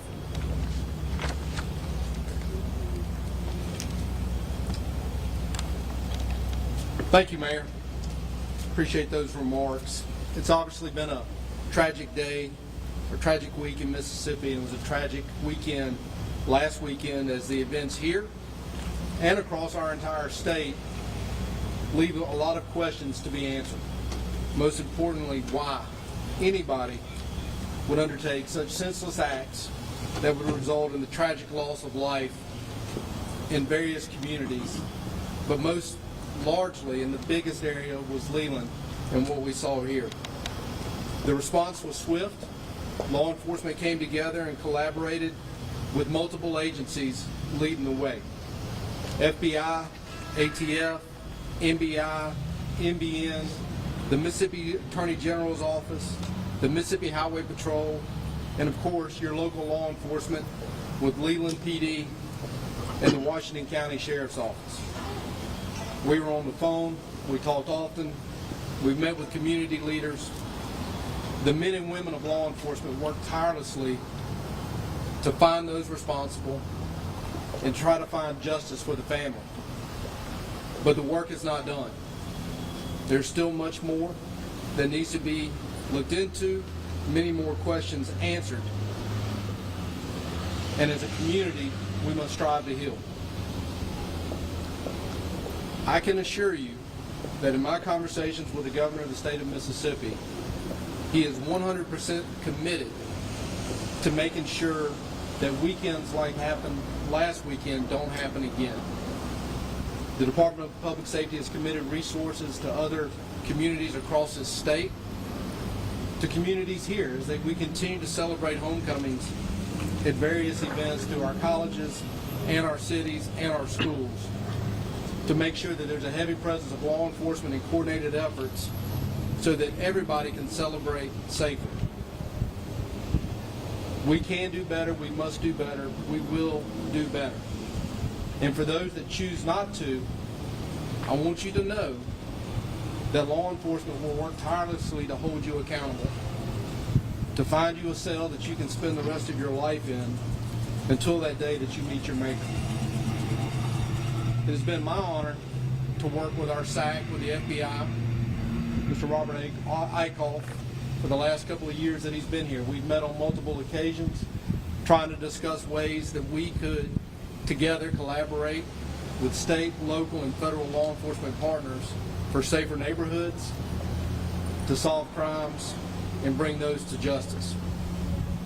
The FBI has been great in this investigation here in Leland. They have been great to work with across this state. It's my pleasure to work with him, and let me introduce you to him. Robert Eichhoff.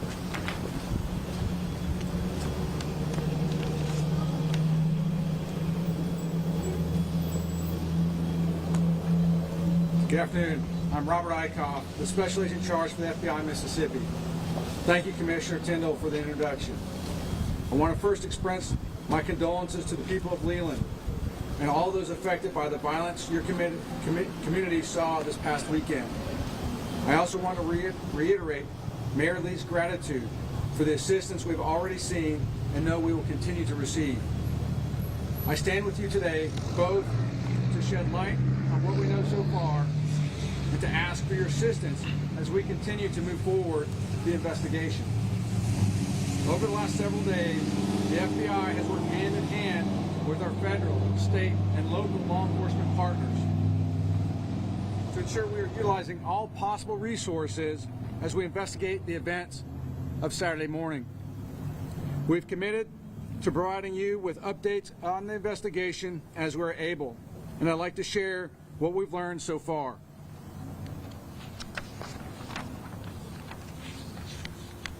As a crowd gathered at the intersection of 4th and Main Streets to celebrate homecoming on Friday night, shots rang out shortly after midnight. As a result of the gunfire, we are aware of 26 people who were shot or injured. Of these, at least 19 were shot, resulting in 6 deaths, and 2 of whom are still in critical condition. Thus far, your assistance has been invaluable in the investigation. Many of you have spoken openly with us as we've worked to identify individuals involved in the incident and to clarify facts and circumstances surrounding it. It was with your help and that of our law enforcement partners that we've been able to identify and arrest 9 individuals responsible for this senseless crime. While lost ones can never be replaced, nor can we eliminate the grief friends and families will bear, we will ensure these individuals are held to account for the pain they have caused your community. As of today, despite our collective efforts, some unanswered questions remain. We are asking for your help in finding answers. As we seek to resolve this investigation, we believe there are people who have valuable information who have not yet spoken with law enforcement. We also know that sometimes people may have knowledge, do not immediately come forward. This may be due to their close relationships with others who might be involved, or out of concern for their own safety, reputation, or standing in the community or amongst their friends. We understand these concerns, and we will ensure you have safe avenue for coming forward as you assist in protecting your community. We also know there are times when people are unknowingly brought into a situation by the person or persons responsible. We have the ability to exclude the innocent and identify those who are inadvertently involved.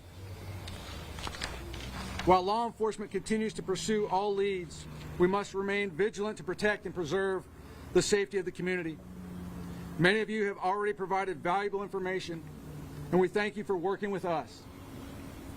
For those of you we have not yet connected with, we are confident in your ability to help, and we look forward to speaking with you. All information is valuable. Even if you think we are already aware of it, please contact us. Allow us to make that determination. Information can be shared directly by calling 1-800-CALL-FBI or online at tips.fbi.gov. I will now pass it over to the ATF resident agent in charge for comments. Thank you, SAC Arkoff. My name is Stephen Bridgman. I'm the resident agent in charge of Oxford, Mississippi, here in North Mississippi. I want to echo some of the same sentiments as we continue to mourn with the community. We feel like we've been here for several days now, and the community has welcomed us. We feel like we're a part of the community now. We appreciate everything that you guys have done so far. We've stood shoulder to shoulder with all of our state, federal, and local partners, but we've also stood shoulder to shoulder with the community. And you all have welcomed us with open arms. People stopped and told us how much they appreciate us being here. They told us thank you. They brought food. They've done things, water, and we really appreciate that. We still need your help moving forward. ATF has brought every resource to bear that we can. We still have everything in our lab. Our lab has been working day and night to produce our product of the DNA analysis of all the evidence that was recovered at the fire at the scene of this incident. We still continue to enter all that information into the NIBIN, which is the National Integrated Ballistic Information Network. We're going to get all that in there. And we've also conducted all emergency traces on all the firearms that have been recovered so far. At this point, we're going to bring in some more resources. We're going to bring in some of our canines to help this investigation, but we still need the public's help. We appreciate everything that you've done. We need you all to just help us a little bit more, help us continue this investigation. There's a few things, probably there's a lot of questions that are going to be involved on what type of firearms were there, what calibers. At this point in the investigation, we cannot release that, but hopefully in due time we'll be able to answer all your questions. At this point in time, I'll turn it back over to SAC Arkoff.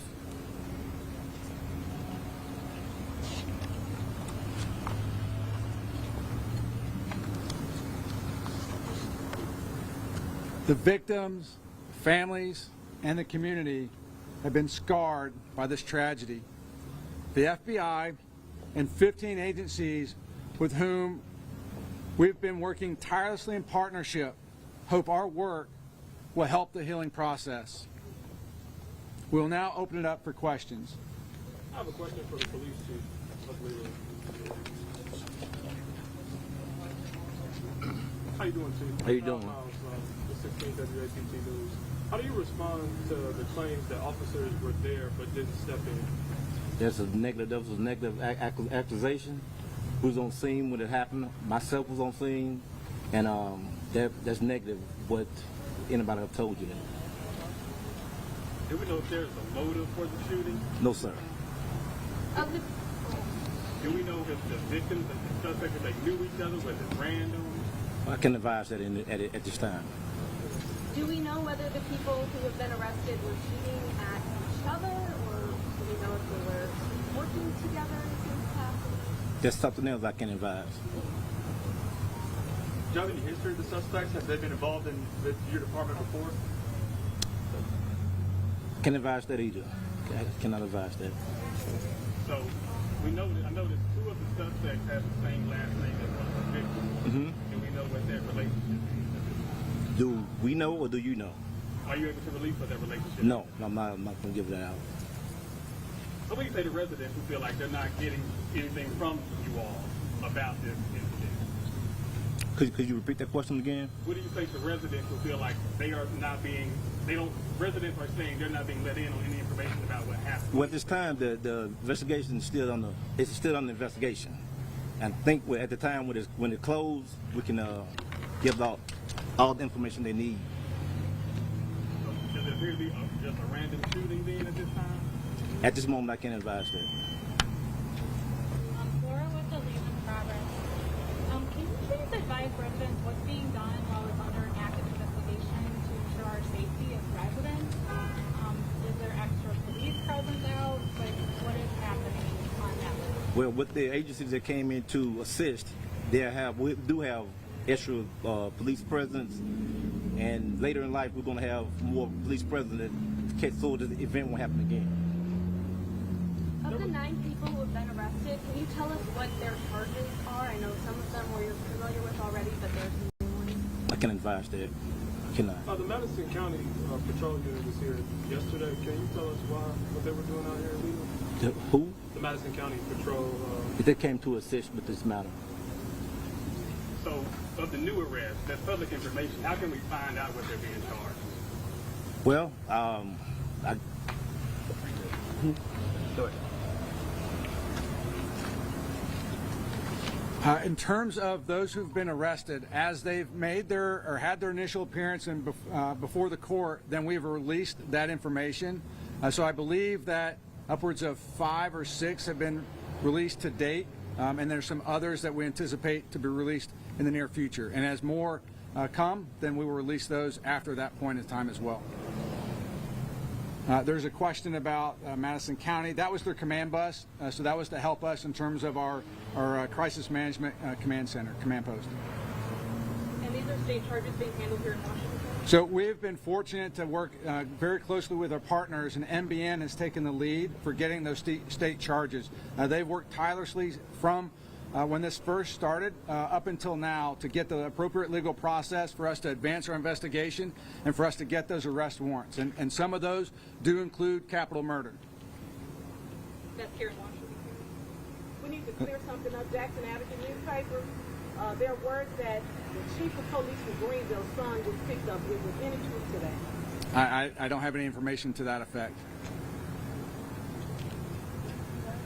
I have a question for Mr. Tindall. What will you all be doing to increase law enforcement presence during these other homecoming events that will be going on throughout the state? Well, we've been in conversations with other jurisdictions, counties, local police departments, school districts, as well as IHL has reached out to us about assisting at our colleges and our community colleges. So we will have an additional presence of Mississippi Highway Patrol, as well as some of our other assets with the Bureau of Narcotics, Homeland Security, even Capitol Police has come out to help in some of the events. So we'll have plainclothes individuals as well as a greater presence of patrol units where we can. Now, we only have so many agents that we can spend out across the state, but in addition to that, we've also volunteered to work with, particularly through our Office of Homeland Security, any department or school that wants to do a security assessment, look at what they're doing for homecoming events, try to make for a safer environment during those events. We've offered those services and willing to do that at any point. And even just a couple months ago, meeting with Sheriff Gaston here, having that line of communication so that if an incident like this occurs or they have a question or need additional assistance, every sheriff and chief in this state has my cell phone number. They can call and we can coordinate those efforts. One more question, please. To prevent this? I'm sorry? What could have been done to prevent this mass shooting in this small town?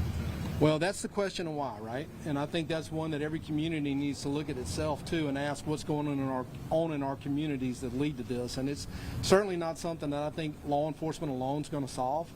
We need to look at mental health in this state. We need to look at juvenile delinquency and how that's handled. And the communities need to start really looking inward and saying, what can we do as communities to change the lives of these individuals that partake in these actions? You have one more question. I have a question for Leland Police Chief. How you doing, sir? How you doing? Well, how you going now? Okay, before all this happened, there were shootings and there was people breaking into people's houses, stealing cars and all this. Why wasn't there more presence, even if you wasn't scared there was going to be shootings, that there was going to be break-ins of people's vehicles and stolen vehicles? Because from my knowledge, some of the people that was doing the shooting or whatever over here was over here in stolen vehicles.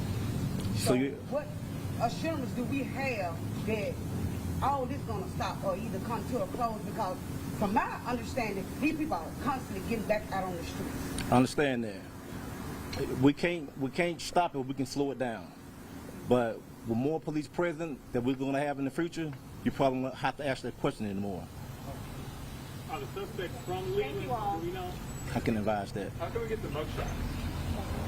Thank you all. I'll be sending out a press release shortly to all of your major news stations. Thank you all for attending. Will the mugshots be included?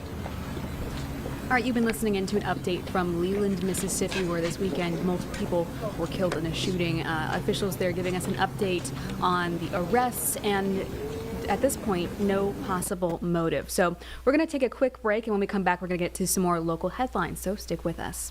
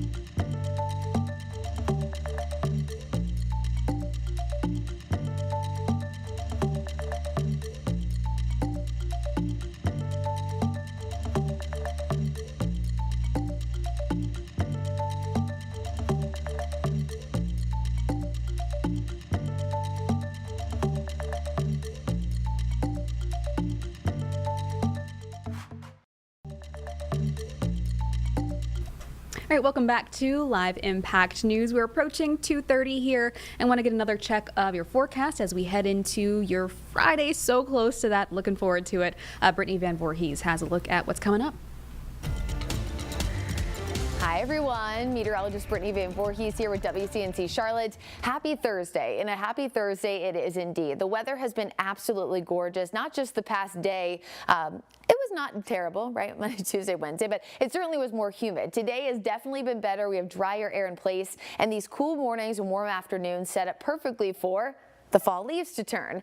If you have not heard yet, now is the perfect time to go to the mountains and see some of the fall color. If you're about 5,500 feet and above, so places like Grandfather Mountain, Mount Mitchell, still some color to see, but they're certainly past their peak. Places like Sugar Mountain, down toward Banner Elk, Howard's Knob, those areas about 3,700 feet and above, closer to 5,000. You can see those are about their peak now. And places like Banner Elk, Blowing Rock, down toward Boone, their peak will be closer to next week likely. So still a lot of time to see fall color, but But remember, here in Charlotte, we normally don't see our peak until the early to middle part of November. So you got some time still. Mostly that happens after Halloween. We actually were concerned because of how cool and dry, or cool and wet, I guess it was in August, and then how warm it was in September, that we would be a little bit early, if not then a little bit late, because there's been so many weather swings. But these cool mornings, again, and warm afternoons have been really, really nice to kind of get us back to where we should be. And current leaf color all across the area, including down toward the Asheville area and Maggie Valley, places like Hendersonville. A lot of those areas also starting to see their peak as well. So think the places that you know were impacted by Hurricane Helene, if you're looking to get some local tourism dollars, used, really our mountains and all the way down toward the western part of North Carolina, it's pretty much a perfect time to use them now. But with fall colors also comes, right, some cooler temperatures. And while it hasn't officially dropped into the upper 40s yet in Charlotte, our coldest since June has been 51. I think tonight could be the night. Upper 40s in the Queen City, upper 30s up in the mountains, which means those higher elevation spots will likely hit the freezing mark tonight. So upper 40s, it would be the first time since about April we've been this cold. So if you out and about this morning were in a light jacket, probably more of a sweater kind of morning for Friday. We'll eventually warm back into the 50s for overnight lows Saturday, Sunday before another big drop. But that increase by Sunday is all ahead of our next cold front, which will bring us a small chance for rain. It's just not going to be much. The reason why we're so calm right now is we have high pressure just to our west, and it's bringing in that north to northeasterly wind. Eventually, a cold front sweeps through the area, bringing us another shot of cooler and drier air. But again, smack dab in the middle of that is that chance for rain, which we still desperately need as drought conditions continue to expand. So what is my concern here when it comes to Sunday's dew point? Well, you see it right there. 54 is still relatively dry. In fact, on Sunday, when we were trying to fight some of that drier air to get some rain reach the ground, we had dew points in the 50s. So I am concerned that we might still be way too dry near the ground for a lot of this to reach. So I wouldn't be excited about a significant amount of rain, but if we get light rain, drizzle, anything is going to be beneficial, because we really just don't see a lot of significant changes over the next 7 days. Sunday's probably going to be our best bet when it comes to opportunities for rain. So when you look at some of the forecast models, I think this is probably relatively cautiously optimistic, but optimistic nonetheless. About a quarter of an inch over the next 5 days in Charlotte. Up toward the mountains could be a bit more, closer to half of an inch in some spots. So again, we still need the rain desperately because of drought conditions, and this will be your best chance over the next 7 days. And speaking of the next 7 days, here's your Jerry Hunt Supercenter 7-day forecast. Even though we're not seeing a lot of rain, at least there's great weather for outdoor activities. Checkers, of course, on Friday night. It'll be a bit chilly, especially after sunset. Perfect weather to start off Saturday, 80s in the afternoon, with that small chance of rain returning by Sunday evening. We'll be back in just about 30 minutes right here on WCNC Charlotte. Have a great day. All right, Brittany Van Voorhees there. Not too bad for an October forecast. We're going to turn now, though, to some other local headlines where we find Bria Smith in Cornelius. Now, I know there that they are telling people, warning people there about car break-ins, specifically not just unlocked cars, but break-ins in general. They're even going to windows. So let's get to Bria out there. I know she's gotten some updates. Bria, what do people need to know? What's going on out there? Yeah, Julie, well, we had the chance to speak to the Deputy Police Chief, Miss Jennifer Thompson, who tells us that they're collecting all kinds of things when they are going out to these break-ins, things like valuable items, purses, bags, computers, and even firearms. Now, the interesting thing is that they are noticing a trend in trucks. They're thinking that could be because of the idea that maybe trucks, or rather firearms, are being left in these trucks. So they're just warning people to not only lock your doors, but take all your valuable items out. Even if you're someone who's just traveling by, you want to stay in a hotel and maybe you think, let me not take everything in with me. Those could be also easily targeted cars or vehicles. So just being sure and being mindful and aware. We also did have the chance to speak to people who are native to this area, who've lived here for decades long, and they say it's a pretty safe area. Police are also saying that some of the criminals, or rather people who are breaking into these cars, are coming up from Charlotte, so coming up from the city. So it's not necessarily a safety thing here in Cornelius, but just being aware, making sure you're locking your doors, and again, bringing in all those valuable items when you are heading inside. Well, I know it's a good thing for Cornelius that the people there think that this isn't a recurring issue there, but very interesting that they're focused on trucks and potentially firearms. Did the police give any indication of how many this has happened to so far that caused them to raise this alarm? Yeah, so as far as firearms they've collected, they don't have a set number, but they are saying that it is in closer to the 50s where they're getting as many, 50 calls each night about break-ins. So it's enough to kind of raise their flags there, but they do say it's not consistent. It kind of happens in waves, and people we also spoke with say it's very cyclical. So you might wake up one morning and have about 10 to 15 cars, which is what they've said, broken into, but then a month or some time will go by and nothing will happen. So there's not a set group or anything like that they're kind of looking at. It's just kind of random and spread out throughout the town. Yeah, I know that's something nobody wants to have happen to their car, so definitely heed that warning. Bria, anything else that police mentioned that you think people need to know? Just they keep emphasizing the idea that locking those cars, bringing in all valuable items, and we'll have a little bit more on what people who live here, who have been here for quite some time, have to say coming up at 5 and 6 in our broadcasts. Julie. All right, Bria, thank you. Live out there in Cornelius for us. Again, she'll be live at 5 and 6 in our newscast. We're going to take another quick break, but we'll be right back after this.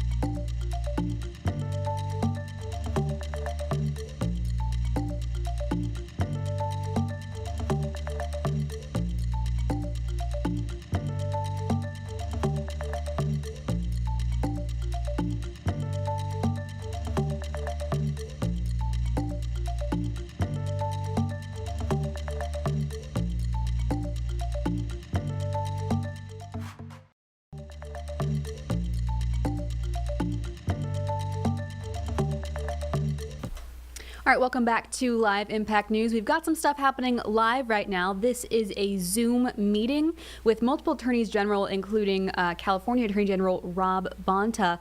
They are having reactions now to the Trump administration and things that administration has done. They are, I believe, criticizing the administration for some of their decisions. We're going to take a listen in and see what they have to say. Future and throws our clean energy goals into chaos. We'll see the administration in court again. Before I hand it over to our next speaker at the CPUC, I want to again acknowledge the team at the California DOJ who've dedicated themselves to this case. They don't do it for the limelight or the recognition, but I want to provide them a moment of recognition for their great and hard work. Mary Logan, Dylan Redor, Rebecca Hunter, Theodore McCombs, Abigail Blodgett, Mi Young Park, Daniel Sheehan, and Nick Green. Thank you, and now let me turn it over to the CPUC President, Alice Reynolds. We will circle back at the end for questions. Take it away, President. Thank you, and good morning, everyone. I'm Alice Reynolds, President of the California Public Utilities Commission. I'm pleased to stand with Attorney General Bonta, Attorney General Mays, and other states in challenging the U.S. EPA's decision to terminate the Solar for All grants, a decision which undermines the rule of law and harms Californians.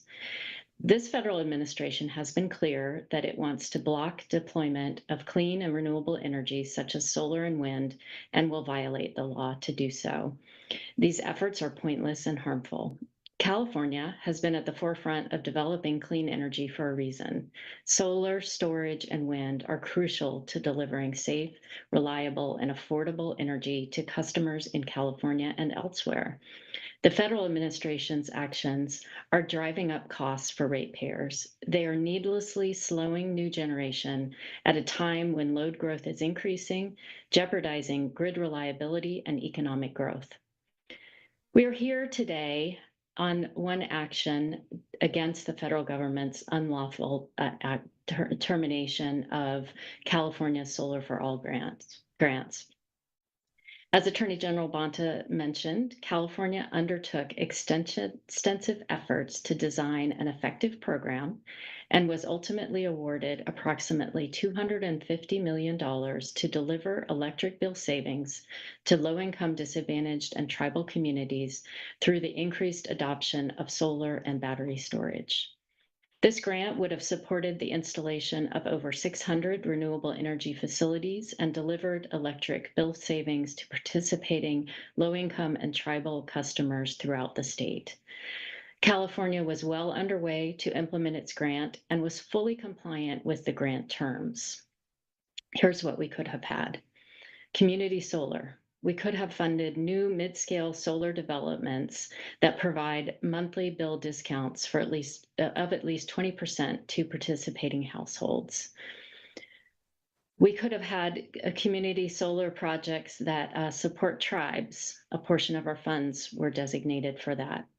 We could have had support for our solar on multifamily affordable housing, which would have prepared sites to enable rooftop or rooftop plus storage deployment, exclusively serving low-income affordable multifamily housing. We could have had grants, augmented grants for existing community solar, rooftop solar programs in publicly owned utility territories. And we're also losing the opportunity to establish work training programs in solar and storage sectors with outreach to low-income communities. Despite all of these opportunities, the EPA unlawfully terminated California's grant, as well as other Solar for All grants, based on a plainly false legal argument, claiming that Congress had rescinded obligated Solar for All grants in H.R. 1. The CPUC joins the California Attorney General in challenging this unlawful termination. The termination is a short-sighted action that takes away funding that would have allowed energy projects to go forward. With the loss of this funding, we're missing a precious opportunity, the opportunity to reduce costs for all California electricity customers. To be clear, the CPUC will continue our progress toward clean energy for all Californians and a sustainable energy future.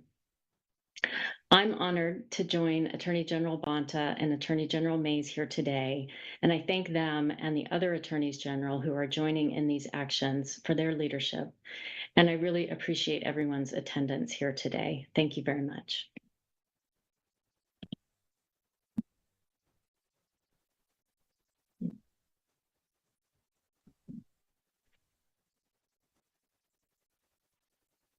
Okay, I think that takes us to our Q&A portion. If you'd like to ask a question, you may do so by clicking on the raise hand icon at the bottom of your screen. You may also submit a question through the Q&A feature. First, please state your publication when you ask your question. First question comes from Michael. You are now unmuted. Hey all, this is Michael Zinstein of Cal Matters, Attorney General Bonta. I bet you know what I'm going to ask. Tell me more about this Court of Federal Claims process. So question one, is this the first time that California is suing the Trump administration since either California versus Education or the SCOTUS ruling on NIH? And then the second question is, game it out for us. So, I mean, there is a possibility that the district court can side with you, but the Court of Federal Claims can side with the Trump administration, or vice versa. So, like, what happens if one of those courts doesn't side with you, the plaintiffs? Thank you for your question. This is the first time we are pursuing this dual track approach with a lawsuit first filed in the Court of Federal Claims and then a second lawsuit filed in federal district court. And the reason is some of the guidance that the U.S. Supreme Court has shared on the emergency docket or the shadow docket, in which, in particular, a concurrence by Justice Barrett in the National Institutes of Health case number 2, where she laid out her view that in order to get complete relief, both monetary damages on the one hand and also declaratory and injunctive relief on the other, a dual track approach would be appropriate. So we are engaging in that approach now. It's not the only approach that is potentially appropriate, but it's one we've sought to pursue here. And we think that in our case in the Court of Federal Claims, we can secure All right, you've been listening into multiple attorney general, particularly from the west side of the country, talking about the Trump administration and criticizing some of the decisions that administration has made recently that has impacted their states, particularly California and Arizona. We do want to get to some breaking news, though, out of Florida. This is a really, really serious fire at a scrapyard in Osceola County. I believe this is just south of Orlando is really what we're looking at here. Kissimmee, Florida, if you're familiar. So it's kind of just right outside Orlando. Yeah, and I know if we pull this footage is going to pull out probably again soon, but all lanes going southbound are closed, of course, as officials deal with this. But I mean, you can just see there. That is really stark imaging. And the water's, I mean, that's a ton of water. I know it looks very far away, so it doesn't look like much. That is a lot, and it's barely making a dent here. You and I are not firefighters, but Jane Monreal is married to a former firefighter. She, whenever we cover fire, she always tells me that if it's like darker smoke, it's like more things that are kind of flammable that are being burned right now. So like you can see the top though is getting like white smoke, so it's not much of flammable material in there, but a couple minutes ago it was a little bit darker of a smoke, so it looks like it's kind of burning out. You can see at the kind of like the base of it's much darker. It's gray and murky. Really interesting and really clear footage that we're getting of just the whole scene here. This is a scrapyard. Look at all that. I know, of course, the scrapyard is not a place. I mean, of course, it's good that there's no people here, hopefully, but so many things in there, you don't know what you're working with in terms of trying to put that fire out. But even when they did pull out, you saw that those roads were just closed. Yeah, there they go again. Just obviously that is going to be a mess for traffic in terms of Orlando, very traffic heavy city. I mean, just look. Of course. Ooh. When you pull out like that, you can just see how far that's going. I mean, you'll be able to smell that for miles away. Mm-hmm. But yeah, as you said, Carlene, that smoke got a lot wider towards the top, so hopefully a good sign in terms of it looks like our chopper might be flying away or repositioning, but we're going to keep an eye on this. Yeah, of course. We do want to say, of course, that firefighters say there's no reason to believe the property around this is at risk. They, I believe, have this pretty contained, but definitely something we're going to keep paying attention to, and hopefully we'll get some more updates soon on what caused this, and hopefully this will get put out as quick as possible. Time now is 2:47. We're going to take another quick break. Stick with us.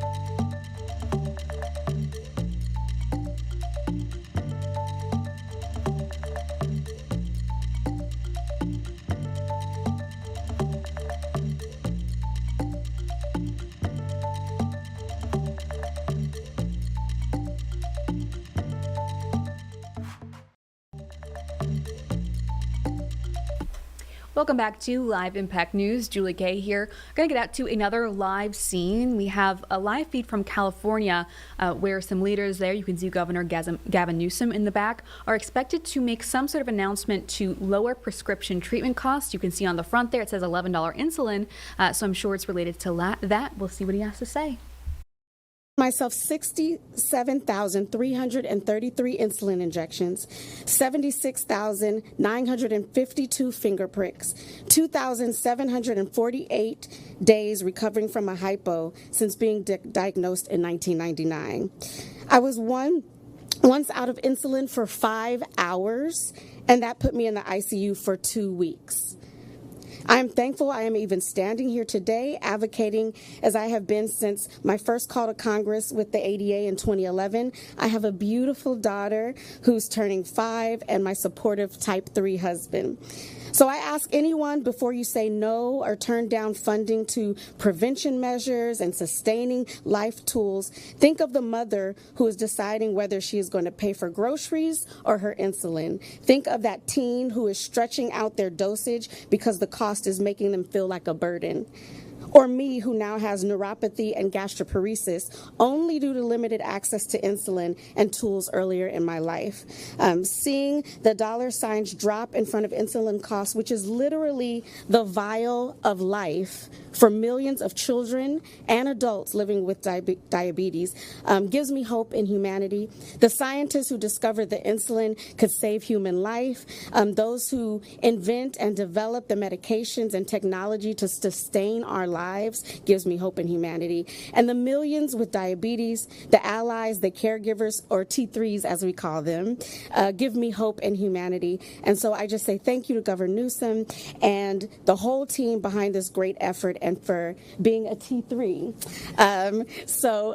Next person who's coming up is also an advocate, Grace.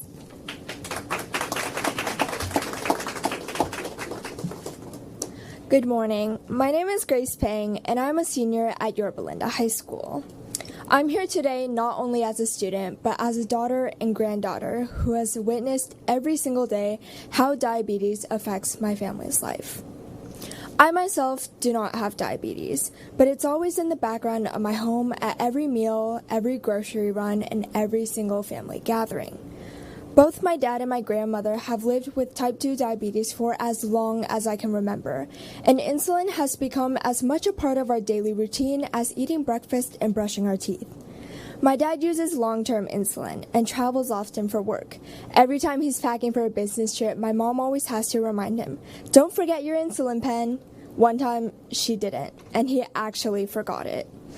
I still remember the panic that followed, my mom rushing out of the door in a flurry just to ship his insulin before the UPS store closed.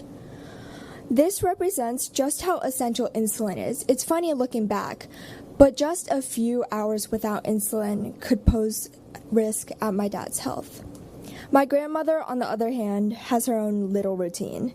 She uses both short and long-term insulin, and whenever she comes over for dinner, she puts it in a little cooler just to keep it effective, and before every meal, she takes it out, checks her dosage, and injects it with a calm confidence that can only come from years and years of practice.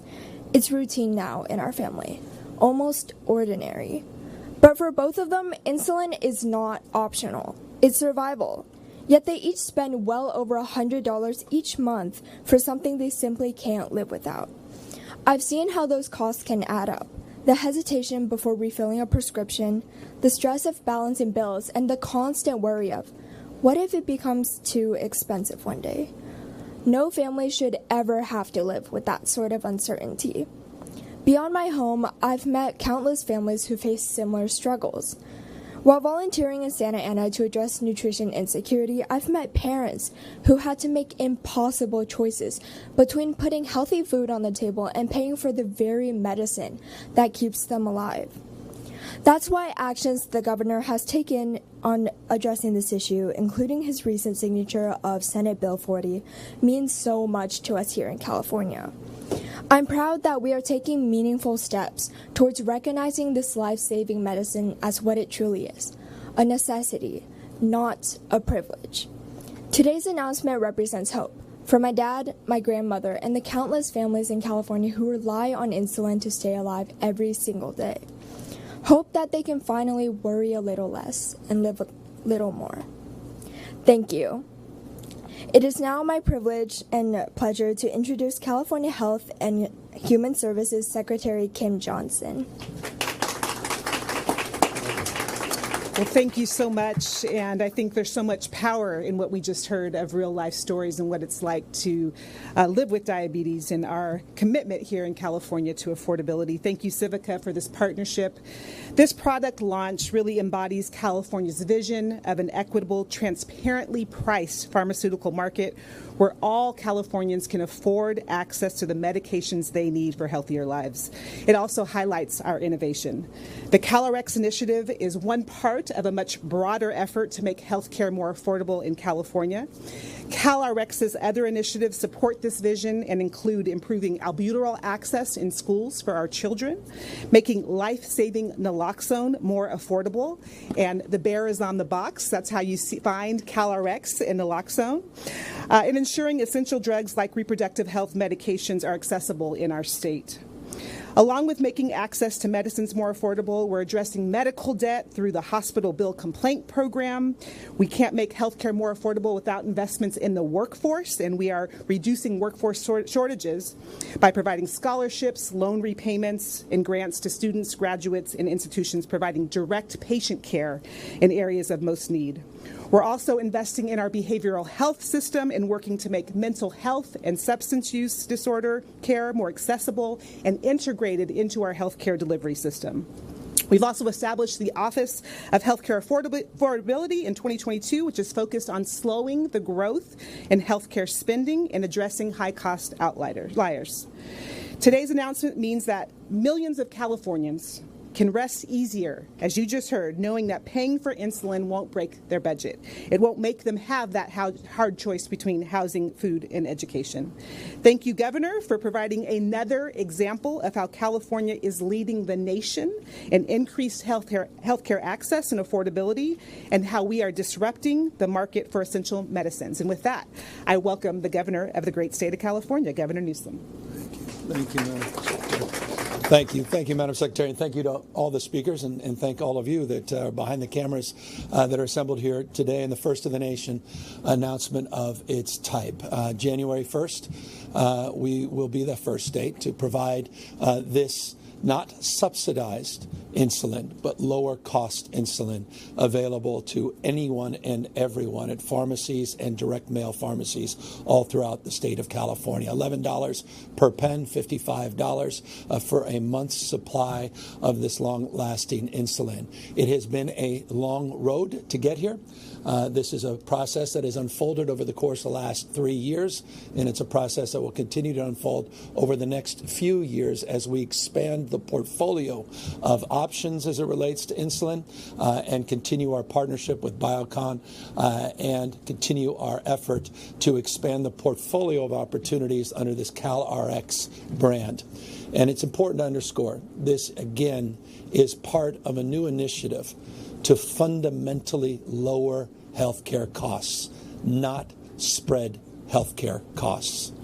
One of the things that all of us should be increasingly concerned about is announcements around caps, announcements around discounts, announcements that fundamentally are simply subsidizing a direct cost and socializing the total cost to you and me and the entire healthcare system.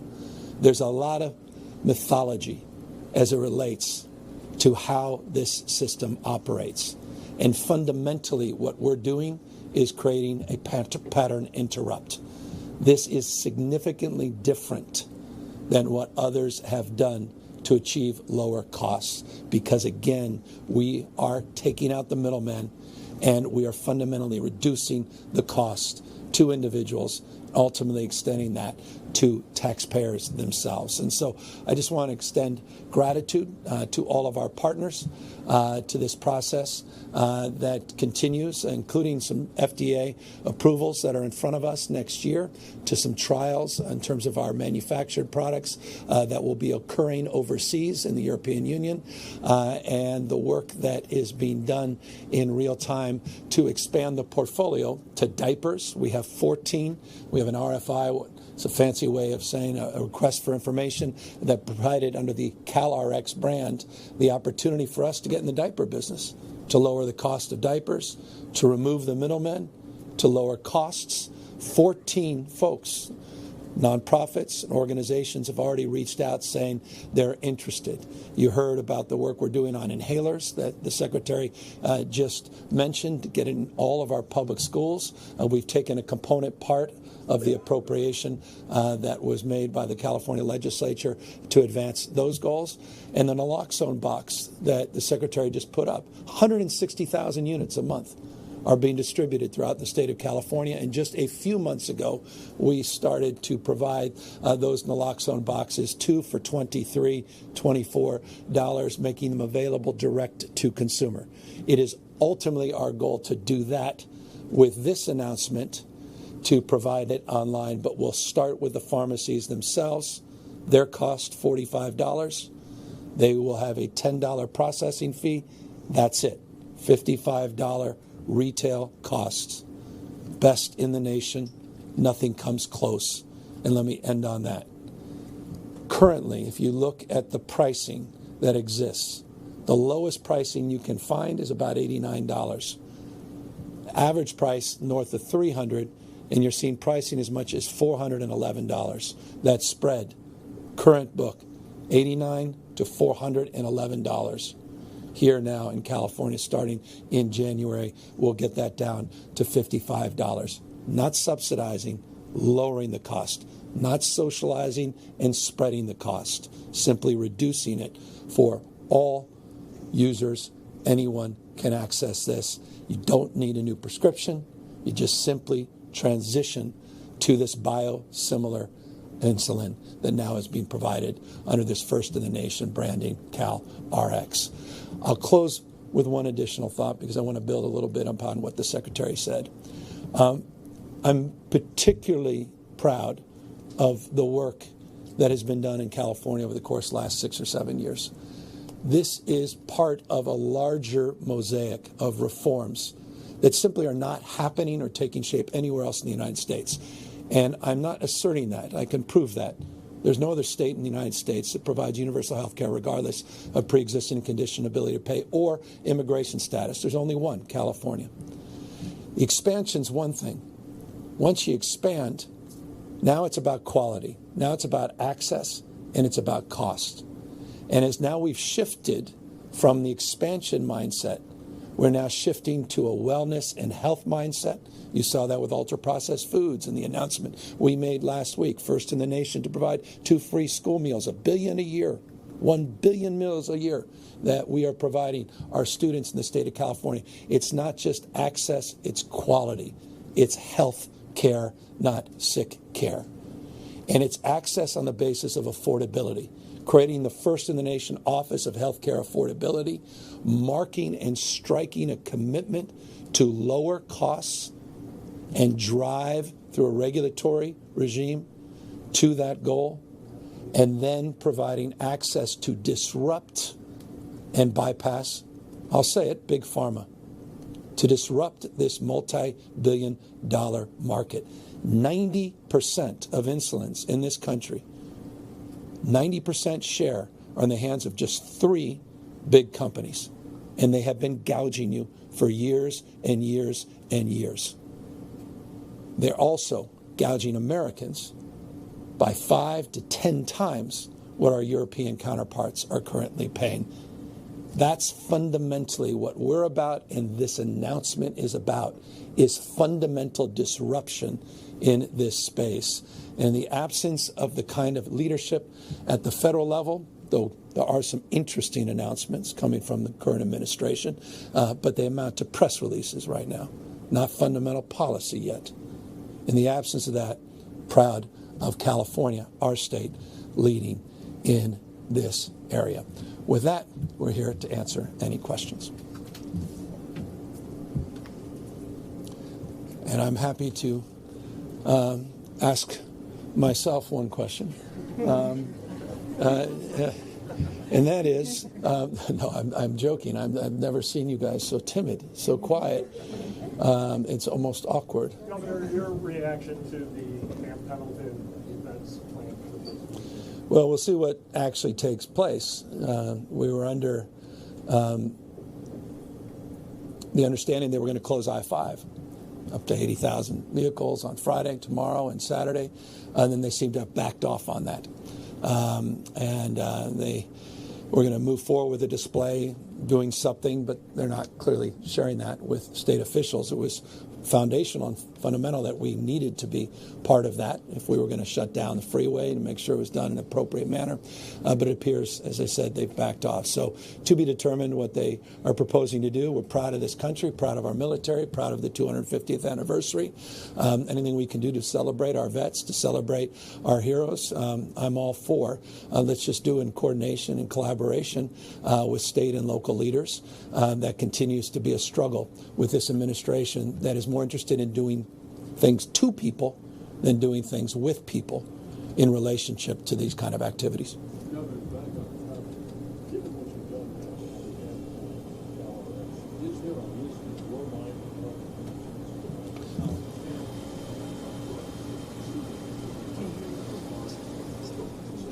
There may be a top 20, but what the list of the next steps in terms of what you may see on the portfolio, the list under CalRx, the things we're thinking about and talking about. Yeah, so the CalRx team has developed a list of drugs that we think are important to focus on, certainly looking at vaccines, certainly looking at GLP-1s. As the governor and the secretary noted, albuterol is key. So those are some of the drugs we've identified, looking at cost, looking at prevalence of use, and looking at access.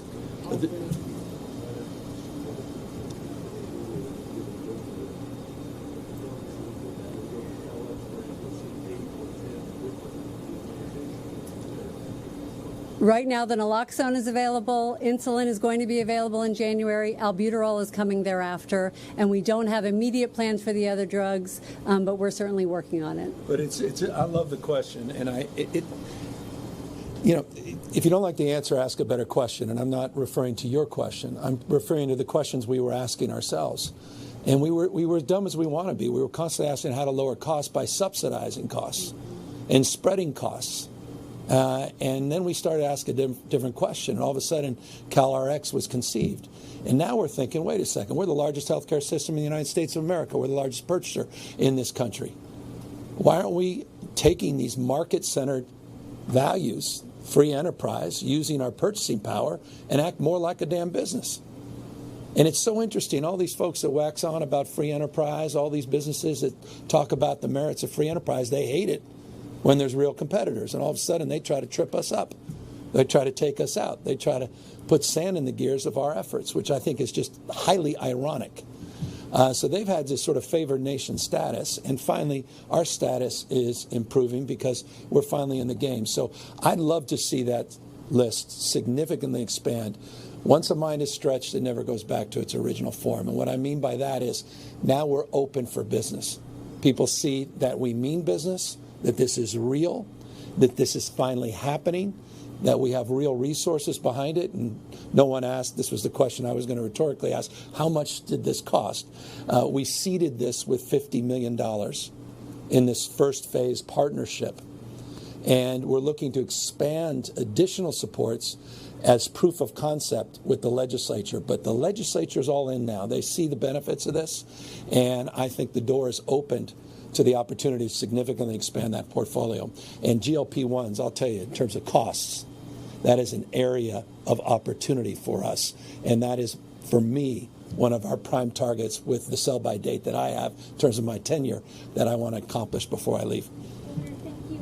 What kind of cost savings is this going to mean for Medi-Cal and CalPERS and the other programs?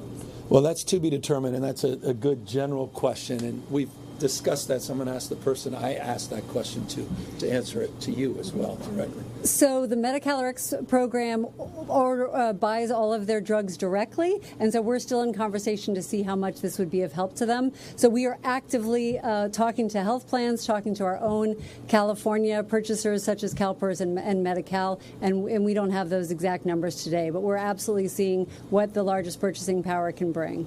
But look at the hope and goal here, and by the way, just Blue Shield, respect. They put this on their formulary. So we're already seeing some traction and action, which is exciting. We hope this disruption will lower, as you saw with naloxone. What we came in on the naloxone side, you saw significant decline in costs across the spectrum. That's the hope and expectation here, as we can anchor in and we can start to see the cost curve start to move in a different direction and collapse overall. Thank you. Do you have any thoughts on the upcoming No Kings events that are taking place this weekend, and any advice for those who might be participating? Well, my advice is, if you participate, do so peacefully, so thoughtfully, because there's one person that hopes you don't, that hopes there is disruption, there's some violence, and he will exploit that, and he will take advantage of that in a profound and consequential way. I hope people come out in unprecedented numbers. And I hope they do it not just for themselves, but for each other and for the 249 years that our founding fathers lived and died for, and those enduring principles that are at stake. No kings. A declaration of independence against the tyranny, against lawlessness, in the context that there was no rule of law. It was the rule of king. And I think increasingly people are waking up to the rule of law in this country, increasingly appearing to be the rule of Don. And I hope it's dawning on people how precious this moment is and what's at stake. And so I hope people put a stake in the ground, take the opportunity and time to participate this weekend, but again, do so peacefully with a deep realization of the consequences on what the founding fathers were all about. Co-equal branches of government, popular sovereignty, the rule of law, fundamental values that have endured for 249 years, and all of that is at stake. Last question. When the insulin initiative was first announced, the state set aside $50 million for a manufacturing plant. Yeah. We shifted last year with the legislature. We actually are using some of that money for our inhaler initiative in the public schools through CalRx. And we made the determination with Biocon that their existing facility in Virginia was more than adequate to provide enough manufactured product for the state of California. So that gave us the flexibility to investigate that alternative and option. And working with the legislature last year, we redirected a lot of those funds. So we're not doing it in that case. We're going to use the existing manufacturer in Florida and in Virginia. Yep. Oh, sorry.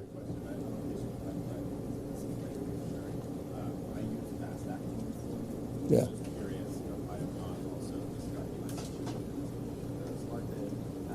Right. That's all coming, and that was a reference on the FDA approval and what's happening. Maybe you guys want to talk about a little bit about the fast acting and where we are with our clinical trials and where we are with the supply chain and tariffs and all those wonderful things. It's the reason I didn't get in your business. So today we're announcing the launch of the long-acting. Right here? Oh, thanks. Yeah. Today we're announcing the launch of the long-acting insulin January 1st. But this summer we actually kicked off and made a formal announcement, the start of our fast-acting development program. So our first fast-acting will be insulin aspart. So it's in the works. Yeah. So they're testing it. We'll go through a process January, July. We hope to be out of those tests, and then we'll in the formal FDA approval process. And I'm mindful of the clock, and but we're now very mindful that we're now on the other side of some of those delays, and they're finally moving forward. And so it's taking shape.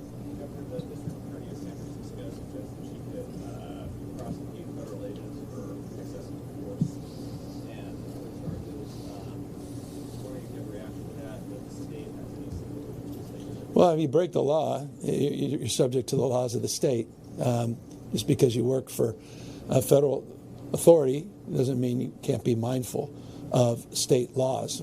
For example, speed limits. They're subject to everyone, regardless of your employer. So I didn't find anything curious, surprising about that, and I imagine that anyone would be subject to the laws of the state. As it relates to Donald Trump, he seems less interested in the law. It's clear violation of the law under posse comitatus to send the military to do domestic policing in the United States of America, period, full stop. Anyone, even without a law degree, knows that, and most federal judges have adjudicated accordingly, only to see some sand in the gear put at the appellate level as we await ultimately the determination from the United States Supreme Court. But we have been very aggressive and in our efforts in pursuit of the rule of law and justice as it relates to these illegal acts of the president. His latest assertion that he was going to come to San Francisco, on what basis? He didn't even claim. There's no pretext anymore. Let's disabuse ourselves that there has to be a pretext with Donald Trump, that there's anything that would justify that. There's no existing protest at a federal building. There's no operation that's being impeded. I guess it's just a training ground for the President of the United States. It is grossly illegal. It's immoral. It's rather delusional. And increasingly, this president appears unhinged, unmoored by reality and facts. Seems listless. He seems, dare I say, in decline. Cognitively and, dare I say, forgive me, perhaps unfair, physically. And these are just rantings of someone that needs an intervention, needs some help, needs to be stabilized, dare I say.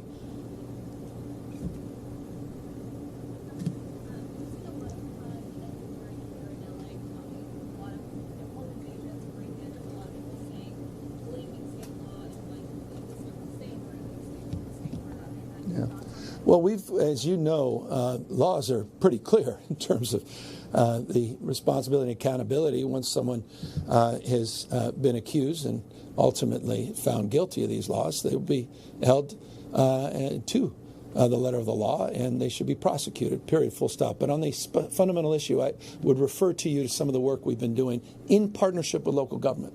Now, let me highlight two specific examples.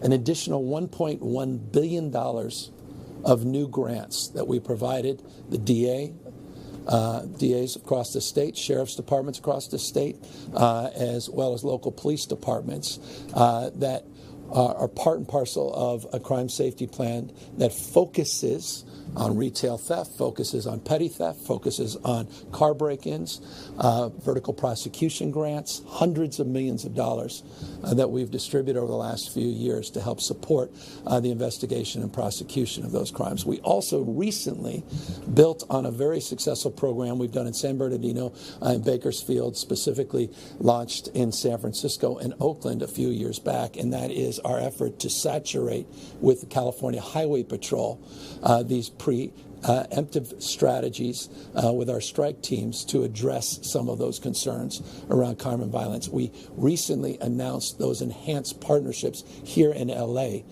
just a month or so ago, and we're going to continue to make those investments on the backs of the fact that we have now over 1,000 new California Highway Patrol officers that we've recruited over the course of the last few years, the largest recruitment class in decades in this state. And so we're doing everything we can to help support local officials financially and support them with partnerships with state law enforcement. Thank you, everyone.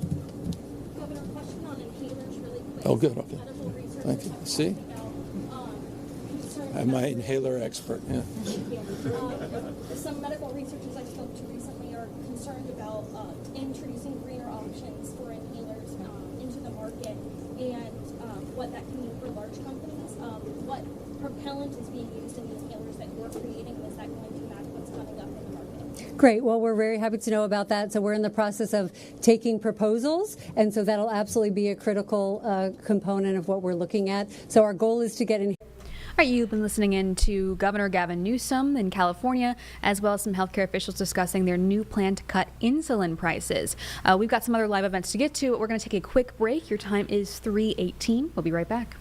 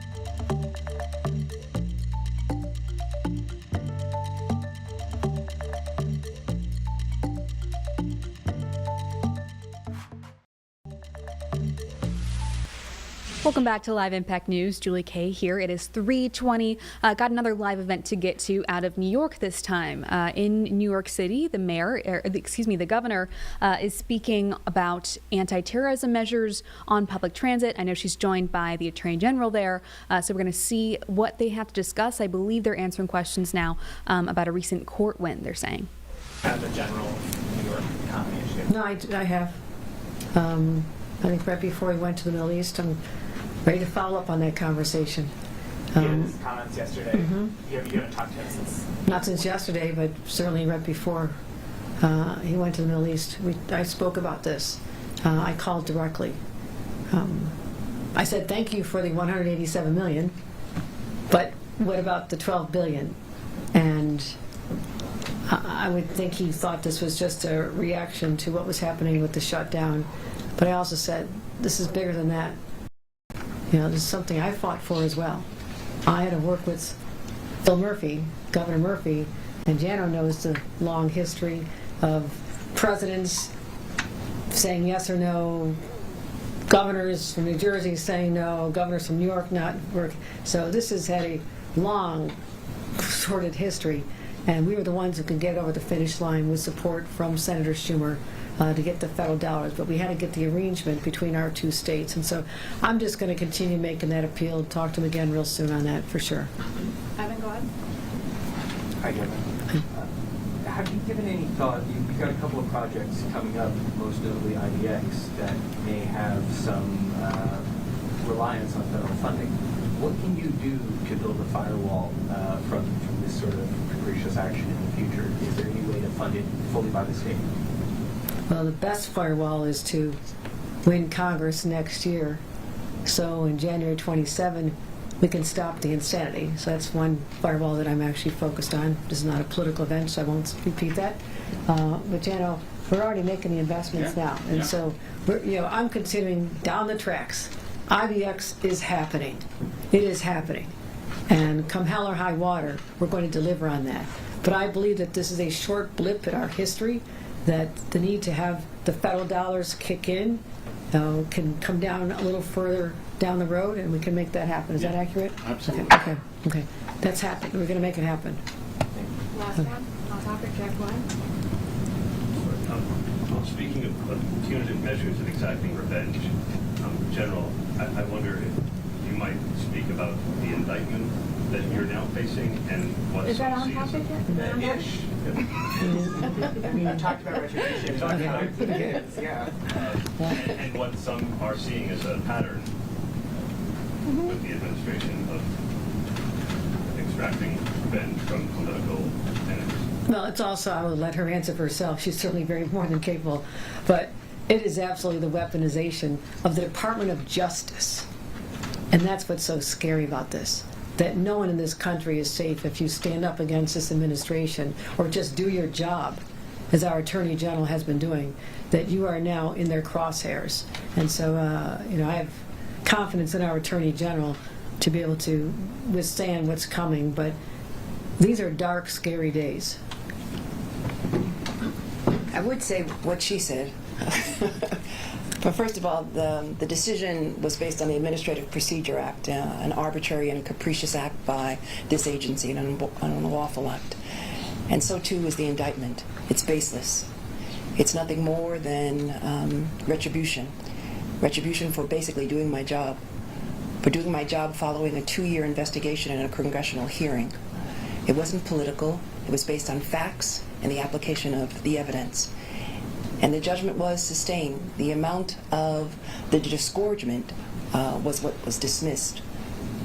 But the judgment remains. And so at this point in time, we will vigorously defend those charges, those baseless charges. And my arraignment, as you know, is next Friday. I visit Norfolk quite frequently. My family is in Norfolk. I love my family. And I will defend these charges.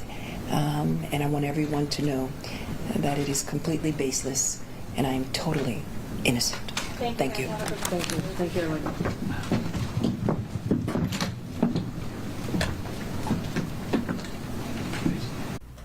All right, you were just listening into a press conference with some leadership out of New York State, including Governor Kathy Hochul and Attorney General Letitia James, who is now, as we just heard, under federal indictment from the Trump administration. She just addressed it towards the end there. A reporter asked about it, and she said again she is innocent. So it will be interesting to follow this case as it progresses.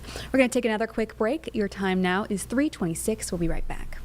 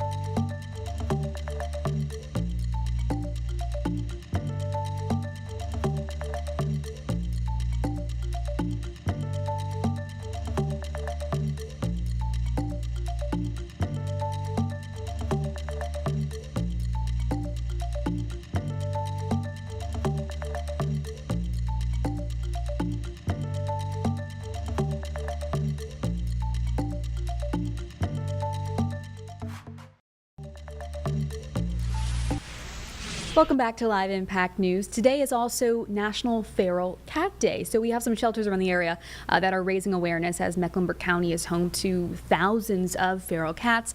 And so they did a live interview this morning on Impact News with our morning anchors discussing what you can do to help and what you need to know on this day of awareness. So we spoke with Jennifer from Friends of Feral Felines. This is what she had to say.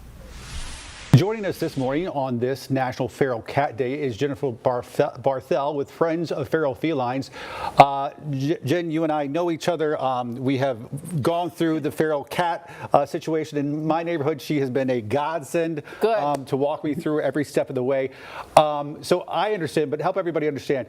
We hear about stray dogs all the time. That's a very common thing. But stray or feral cats is not often talked about. It falls under the radar, and people don't realize how big of a problem this is here in Charlotte, or really across the country.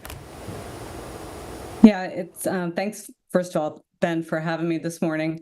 As you said, there's estimates that there's somewhere between 100,000 and 200,000 community cats in Mecklenburg County.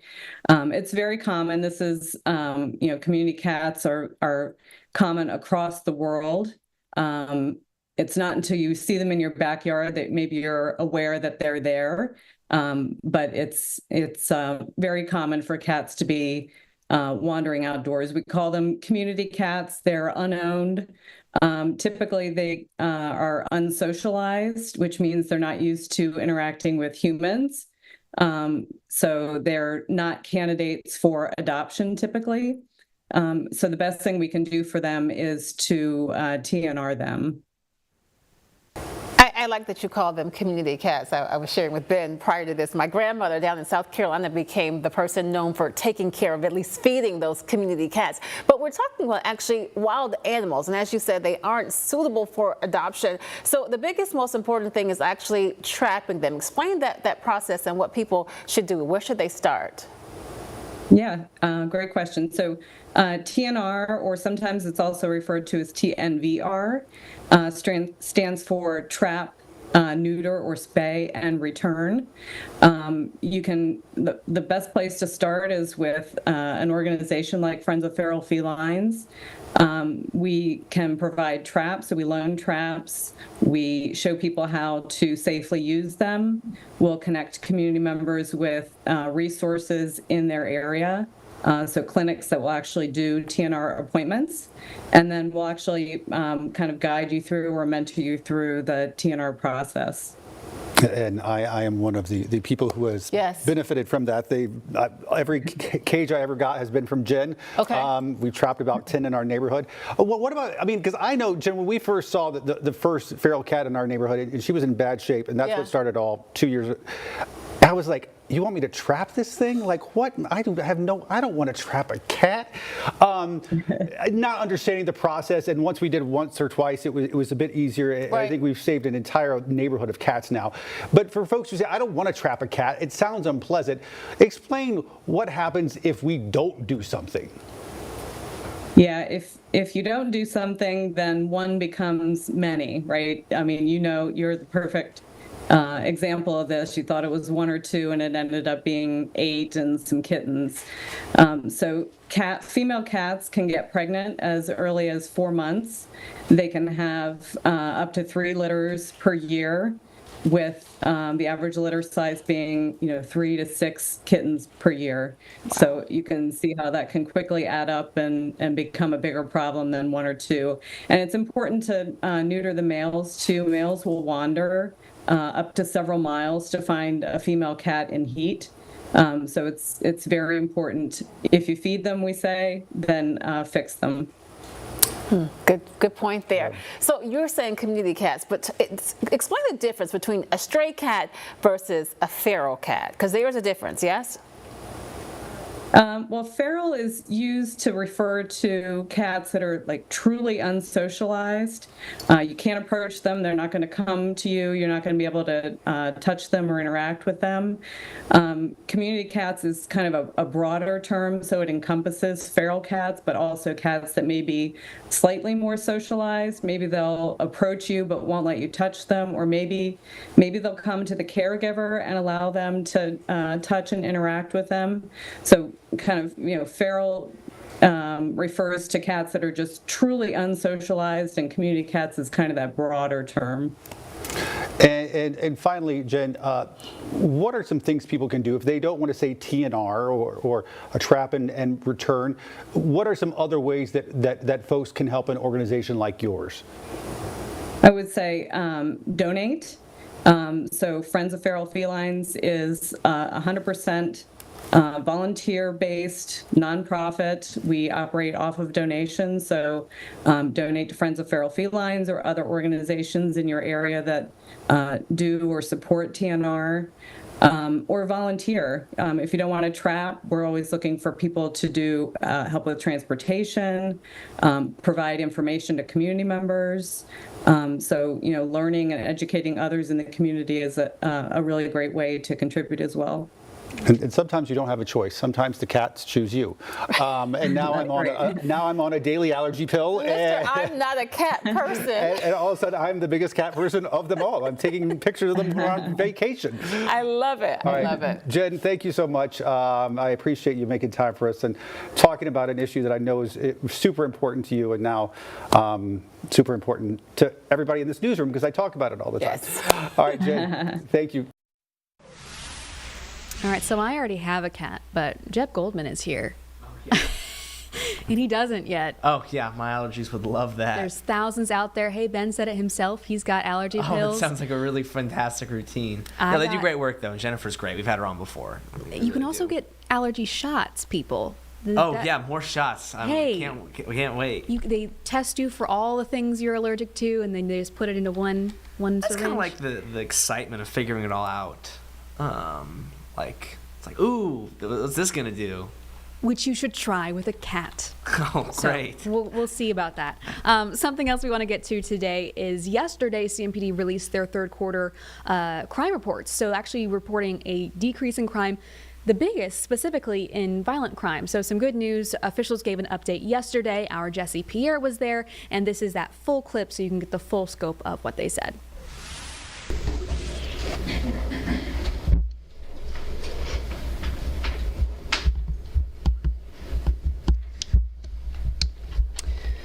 Good morning. My name is Crystal Fletcher. I'm a lieutenant with the Charlotte-Mecklenburg Police Department in the Public Affairs Division. Thank you all for joining us here today. Each quarter, CMPD conducts a public safety briefing to update the community on current crime trends and to talk about the proactive measures we're taking to ensure the safety of our residents. Today we're releasing third quarter crime statistics covering January through September of 2025. Thanks to the collective efforts of our officers and our community partners, overall crime is down 8%. Violent crime has declined 20%. This is the third quarter in a row that we've seen that downward trend. Violent crime includes homicides, rapes, robberies, aggravated assaults, which include shootings. One of the most encouraging trends within this category is a 24% reduction in homicides so far this year. There have been 62 homicides in the first 3 quarters of this year compared to 82 last year. While this is a notable decrease, 62 homicides are still too many. Disagreements should never end in tragedy. Violence should never be the option, regardless of your beliefs, your background, or your circumstances. Yet too often, reckless decisions end in tragedy, leaving families to grieve the loss of their loved ones. Our detectives remain relentless in pursuing justice on their behalf. Thanks to the tireless dedication of our detectives, 80% of homicides year to date have been cleared by arrest. Homicides will rightfully capture headlines, but they are only one part of the story. Property crime has also fallen 5% compared to the same time frame last year, showing progress on multiple fronts. Property crime includes burglaries, auto thefts, and larcenies. While these numbers are trending in the right direction, we know data alone can't capture the real impact crime has on victims and their families. If you are the victim of a crime or you know someone who has been victimized, it can shape your perception of Charlotte, safety in Charlotte. In reality, overall and violent crime have both declined significantly. However, high-profile incidents and the influence of social media can distort public perception, making crime seem more prevalent than it truly is. Our goal at CMPD is to not only reduce crime, but to build trust by being transparent, sharing accurate data, and responding directly to our community's concerns. Safety just isn't about statistics. It's about how people feel in their homes, in their neighborhoods, and the places that they frequent. We take those feelings seriously as well, because Charlotte is our community as well. We remain committed to reducing and preventing crime, addressing ongoing challenges, and ensuring Charlotte remains a safe place for everyone. Our speakers today will dive deeper into the data and the strategies that continue to make a difference in our community. First up to speak will be Deputy Chief Jackie Briley. Chief.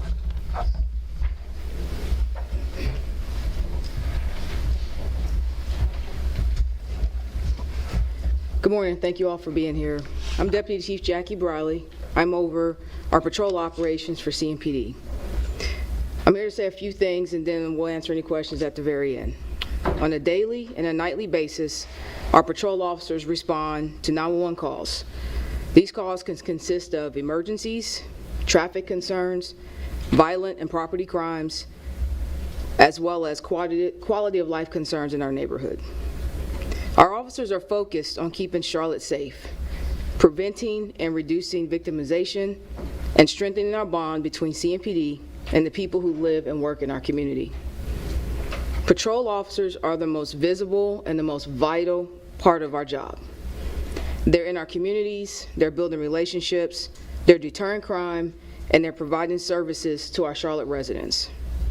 Every day, our officers intervene in minor and large disputes. They stop crimes in progress, and they prevent violence without it ever making the news.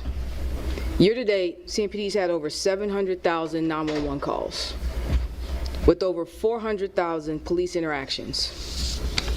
That means over 400,000 times so far this year, a CMPD officer has interacted with someone living, working, or visiting Charlotte. The proactive work done by our officers are reflected in our activity. Our officer-initiated efforts are up 18%. Our gun seizures alone are up 25%. With 3,167 illegal firearms seized so far. And additionally, our arrests are up 15%. While we consider these increases progress, we know violent and property crime continues to be on the minds of our citizens. Robberies and aggravated assaults, including shootings, can deeply impact a sense of safety in our neighborhoods. These crimes have lasting effects on our victims and the perception of crime in our city.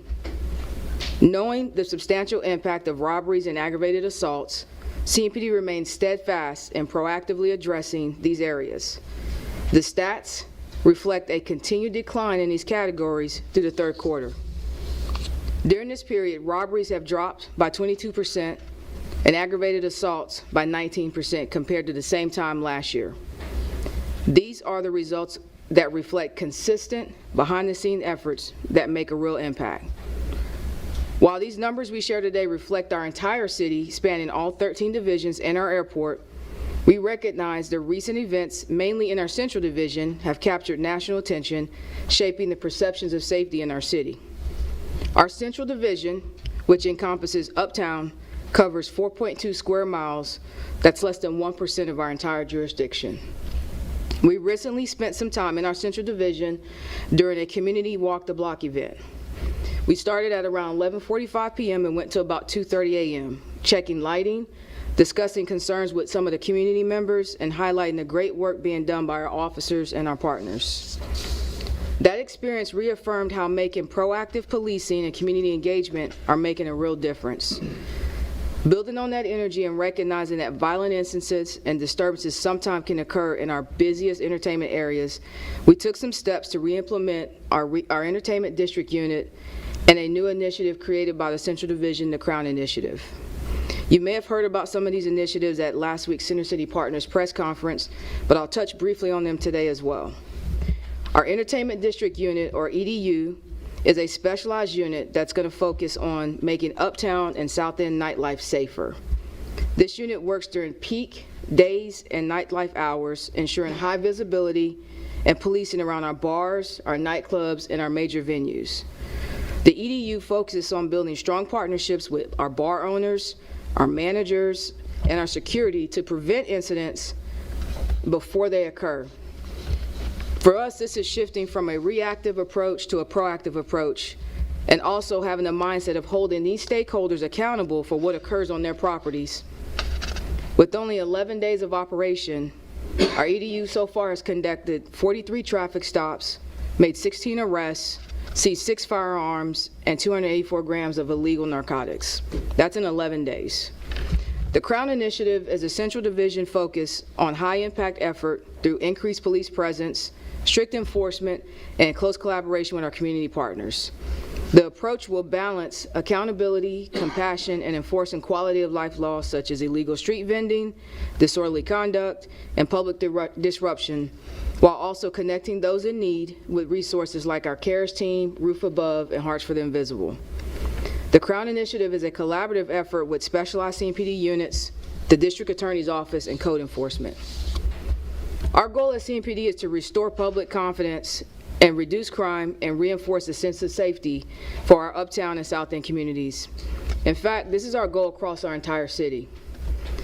To support these goals, a public safety task force was comprised with city leaders, Center City Partners, and was formed to address some of our uptown concerns. This is a working group that works collaboratively toward the shared goal of reducing crime. I want to acknowledge some of our members are here today to support us. Thank you for being here. One of our patrol operations' top priorities going into our recent summer months was to strategically reorganize our crime reduction units, otherwise known as our CRU. Previously they operated in individual divisions, but we decided to combine those resources to create a stronger level of service. We're deploying these units across our city to address our crime trends and our needs. This reorganization and deployment strategy started on July 5th, and we're showing strong results. Our Southeast Service Area, CRU, has recently been deployed in our Central Division to assist with our efforts. As part of these efforts, this team has conducted 519 traffic stops. Since July 5th, they made 144 arrests, seized 112 firearms, along with 4,785 grams of illegal narcotics. Again, that's since July 5th. These numbers are only for the Southeast Service Area. That covers Central Division, Providence, Eastway, Independence. This is an impressive accomplishment with less than 100 days. Sergeant Todd Martin will come shortly to share a little bit more information on our successes for the entire city in a moment. At CMPD, we continue to find innovative, effective ways to deploy our resources. We're listening to the community. We're collaborating with our community partners to ensure a safer Charlotte. CMPD is fully engaged in protecting our community. Our officers are working with dedication and purpose every day across our city. Oftentimes, our officers are called on to be everything to all people, including mediators, social workers, mental health assessors, while trying to do the job that they actually signed up to do by being peacekeepers in our community and protecting those in need. Sergeant Todd Martin will discuss our CRUs.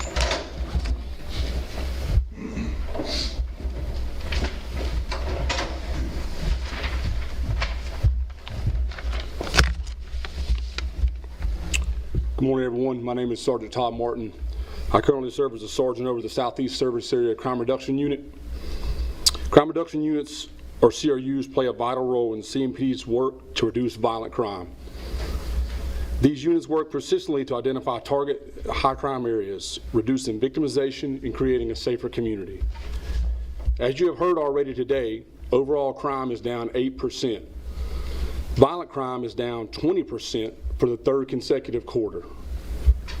These are positive strides we are proud of and something the city should be proud of as well. As Deputy Chief Briley noted, CRUs have made a positive impact in these efforts. Since the reorganization of CRU in July, teams across all 4 service areas have made over 1,256 traffic stops, 450 arrests, seized over 282 illegal firearms, and approximately 36,530 grams of illegal narcotics. That amount equates to over 80 pounds. Their actions are undoubtedly saving lives. In July, during a targeted enforcement deployment at a nightclub known for past violent incidents in the Uptown District, CRU officers observed an illegal narcotics transaction in the venue's parking lot. Officers detained the suspect in the transaction, Jamari Lyles, a convicted felon for first-degree attempted murder. In a probable cause search of the vehicle, officers located and seized approximately 22 grams of suspected fentanyl pills and an illegal firearm. Imagine how many lives could have been saved by these, could have been destroyed by these deadly pills or an illegal weapon. Lyles was charged with the following: possession of a firearm by convicted felon, trafficking by fentanyl by transport, trafficking fentanyl by possession, and resisting delay obstructing an officer. In another recent case from July, our CRU officers conducted a traffic stop on a vehicle in the area of North College Street and 9th Street in the Uptown District of Charlotte. During a probable cause search of that vehicle, officers located and seized 2 illegal firearms, approximately 476 grams of suspected marijuana, and approximately 13 suspected oxycodone pills, and 1 bottle of promethazine hydrochloride. Upon further investigation, one of the seized firearms, after gaining intel, was involved in a May 2025 homicide case in Charlotte. The suspects, Tracoby Meeks and Willie Morrow, have known gang associations and were suspects in a 2024 case in which multiple Glock switches were seized. In connection with this incident, Meeks was charged with the following: possession with intent to sell, deliver marijuana, possession with intent to sell, manufacture, and deliver a Schedule II controlled substance, maintain, sell, deliver, or possess a controlled substance within 1,000 feet of a park, and possession of marijuana. Merle was charged with the following: possession with intent to manufacture and sell Schedule II controlled substance, and an outstanding warrant for possession of a stolen firearm was served at the time of his arrest. By removing firearms and drugs from the streets, our CRUs are preventing future violent crimes and potential loss of life. But behind the numbers, we're seeing a troubling pattern. Many of these crimes are being committed by repeat offenders, both adults and juveniles in our community. By increasing incident and victimization numbers, habitual offenders inflate crime statistics, while in reality, multiple incidents are the work of one or a few individuals. A disproportionate number of violent incidents and property crimes are being committed by individuals with extensive criminal histories, many of whom continue to cycle through the justice system without facing meaningful consequences. This lack of accountability undermines community safety and places an undue burden on victims, neighborhoods, and law enforcement resources. The 2 case highlights that I just shared with you show this issue within the system. All 3 adult suspects mentioned had prior violent criminal histories, to include charges for attempted first-degree murder and robbery with a dangerous weapon, and possession of a weapon of mass destruction, and carrying a concealed weapon. The issue extends beyond adults. Juveniles are also repeatedly cycling through the system with little accountability. Since the beginning of this year, a 15-year-old juvenile is suspected to have been involved in more than 48 CMPD cases, mainly larceny from autos and auto thefts. The juvenile's phone was seized as evidence in an investigation. During one of these incidents, along with 3 firearms. The following were Google searches found on the juvenile's cell phone. What is the charge for killing an officer? Is police murder a charge? What is capital murder? I'm going to pause for a moment and let that sink in.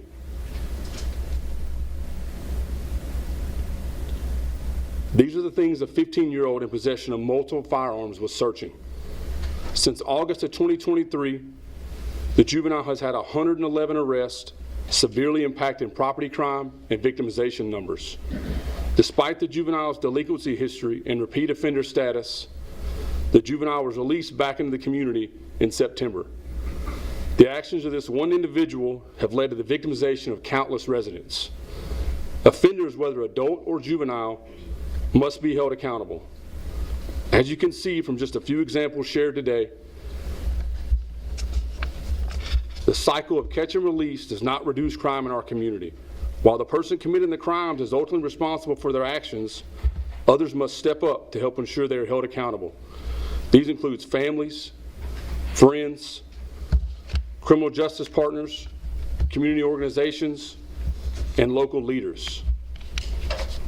In fact, over 60% of violent criminal arrests involved individuals with prior arrests, highlighting the urgent need for a more effective collaborative approach for breaking the cycle of repeat offending. We cannot make a meaningful, lasting impact alone. We must work together to address the gaps in the system and create lasting solutions. These cases not only highlight gaps in the system, but also the diligent work of our officers, detectives, and professional staff. They also show that CMPD is doing our part, and we will continue to do our part in keeping the city of Charlotte safe. At this time, I would like to invite Lieutenant Crystal Fletcher back up to conclude this press conference. Thank you. As I close, I want to take a moment to say how proud we are of our officers. They are on the front lines every day, engaging with the community, observing suspicious activity, and providing our detectives with critical information needed to identify and charge offenders. The progress we're making in reducing violent crime is the result of strong, ongoing teamwork. But public safety is not the responsibility of law enforcement alone. It requires a united effort. The progress we're making in reducing, in addition to support from our criminal justice partners and local leaders, we also need the community's eyes, ears, and voices to help report crime and bring offenders to justice. We're asking you to be a part of that effort by reporting anything suspicious and sharing information that could help solve crimes. Tips can always be submitted anonymously through Charlotte Crime Stoppers by calling 704-334-1600, by using the P3 Tips mobile app, or visiting charlottecrimestoppers.com. We also encourage everyone to take a few simple precautions to help reduce crime. Lock your vehicles, secure your valuables, and remove unsecured firearms. You've heard today about repeat offenders targeting vehicles again and again. A small step like locking your car or removing a firearm could prevent a theft and possibly that weapon from being used in a violent crime. Finally, we invite residents and businesses to partner with us through Connect Charlotte, a program that allows you to register your security cameras and help enhance safety in your neighborhood. To learn more, visit connectcharlotte.org. Together, through partnerships and shared responsibility, we can continue to make Charlotte a safer place for everyone. At this time, we will take a few questions on the information we have presented here today. Yes. Despite what you said about the repeat offenses and the public perception based on the violent crime, what's your response to people who still feels unsafe and are looking towards federal intervention? Yes, I would like to answer. I'm sorry, sir. Could you repeat that question? So we saw a lot about the stats and we saw the statistics, but the statistics don't tell the whole story. My question is about public perception, people still feeling unsafe with these high-profile cases and increasing push for federal intervention. What's your response to those residents who are looking towards that federal intervention? So in reference to federal intervention, I can't really, I don't have a response, and I know we work with our federal partners to present as many cases as we can with our task force that we work. Like we said earlier, we don't minimize people's feelings of unsafe. Anytime someone's a victim of a crime, that's a violation. Like you saw on the slide earlier with the 111 events or arrests and 55 of those being property crimes, that's 55 victims of a crime. That's 55 people's cars who was broken into. That's a violation, and so we take that serious, and we know that we want people to feel safe, and we understand that that's their reality, so we don't minimize that, and that's why we're trying to do everything we can to really go after the individuals that are creating a large amount of these incidents in our area. So our goal is to try to make sure that we put the right people in the right places. So does the city need the National Guard? I can't. I know that our officers are proud of the work that they do, right? And so I know that they take pride in the work that they do every day in Charlotte. We don't have any stance on requesting of the National Guard. That is something that was not requested by CMPD. Deputy Chief, so clearly a word that you guys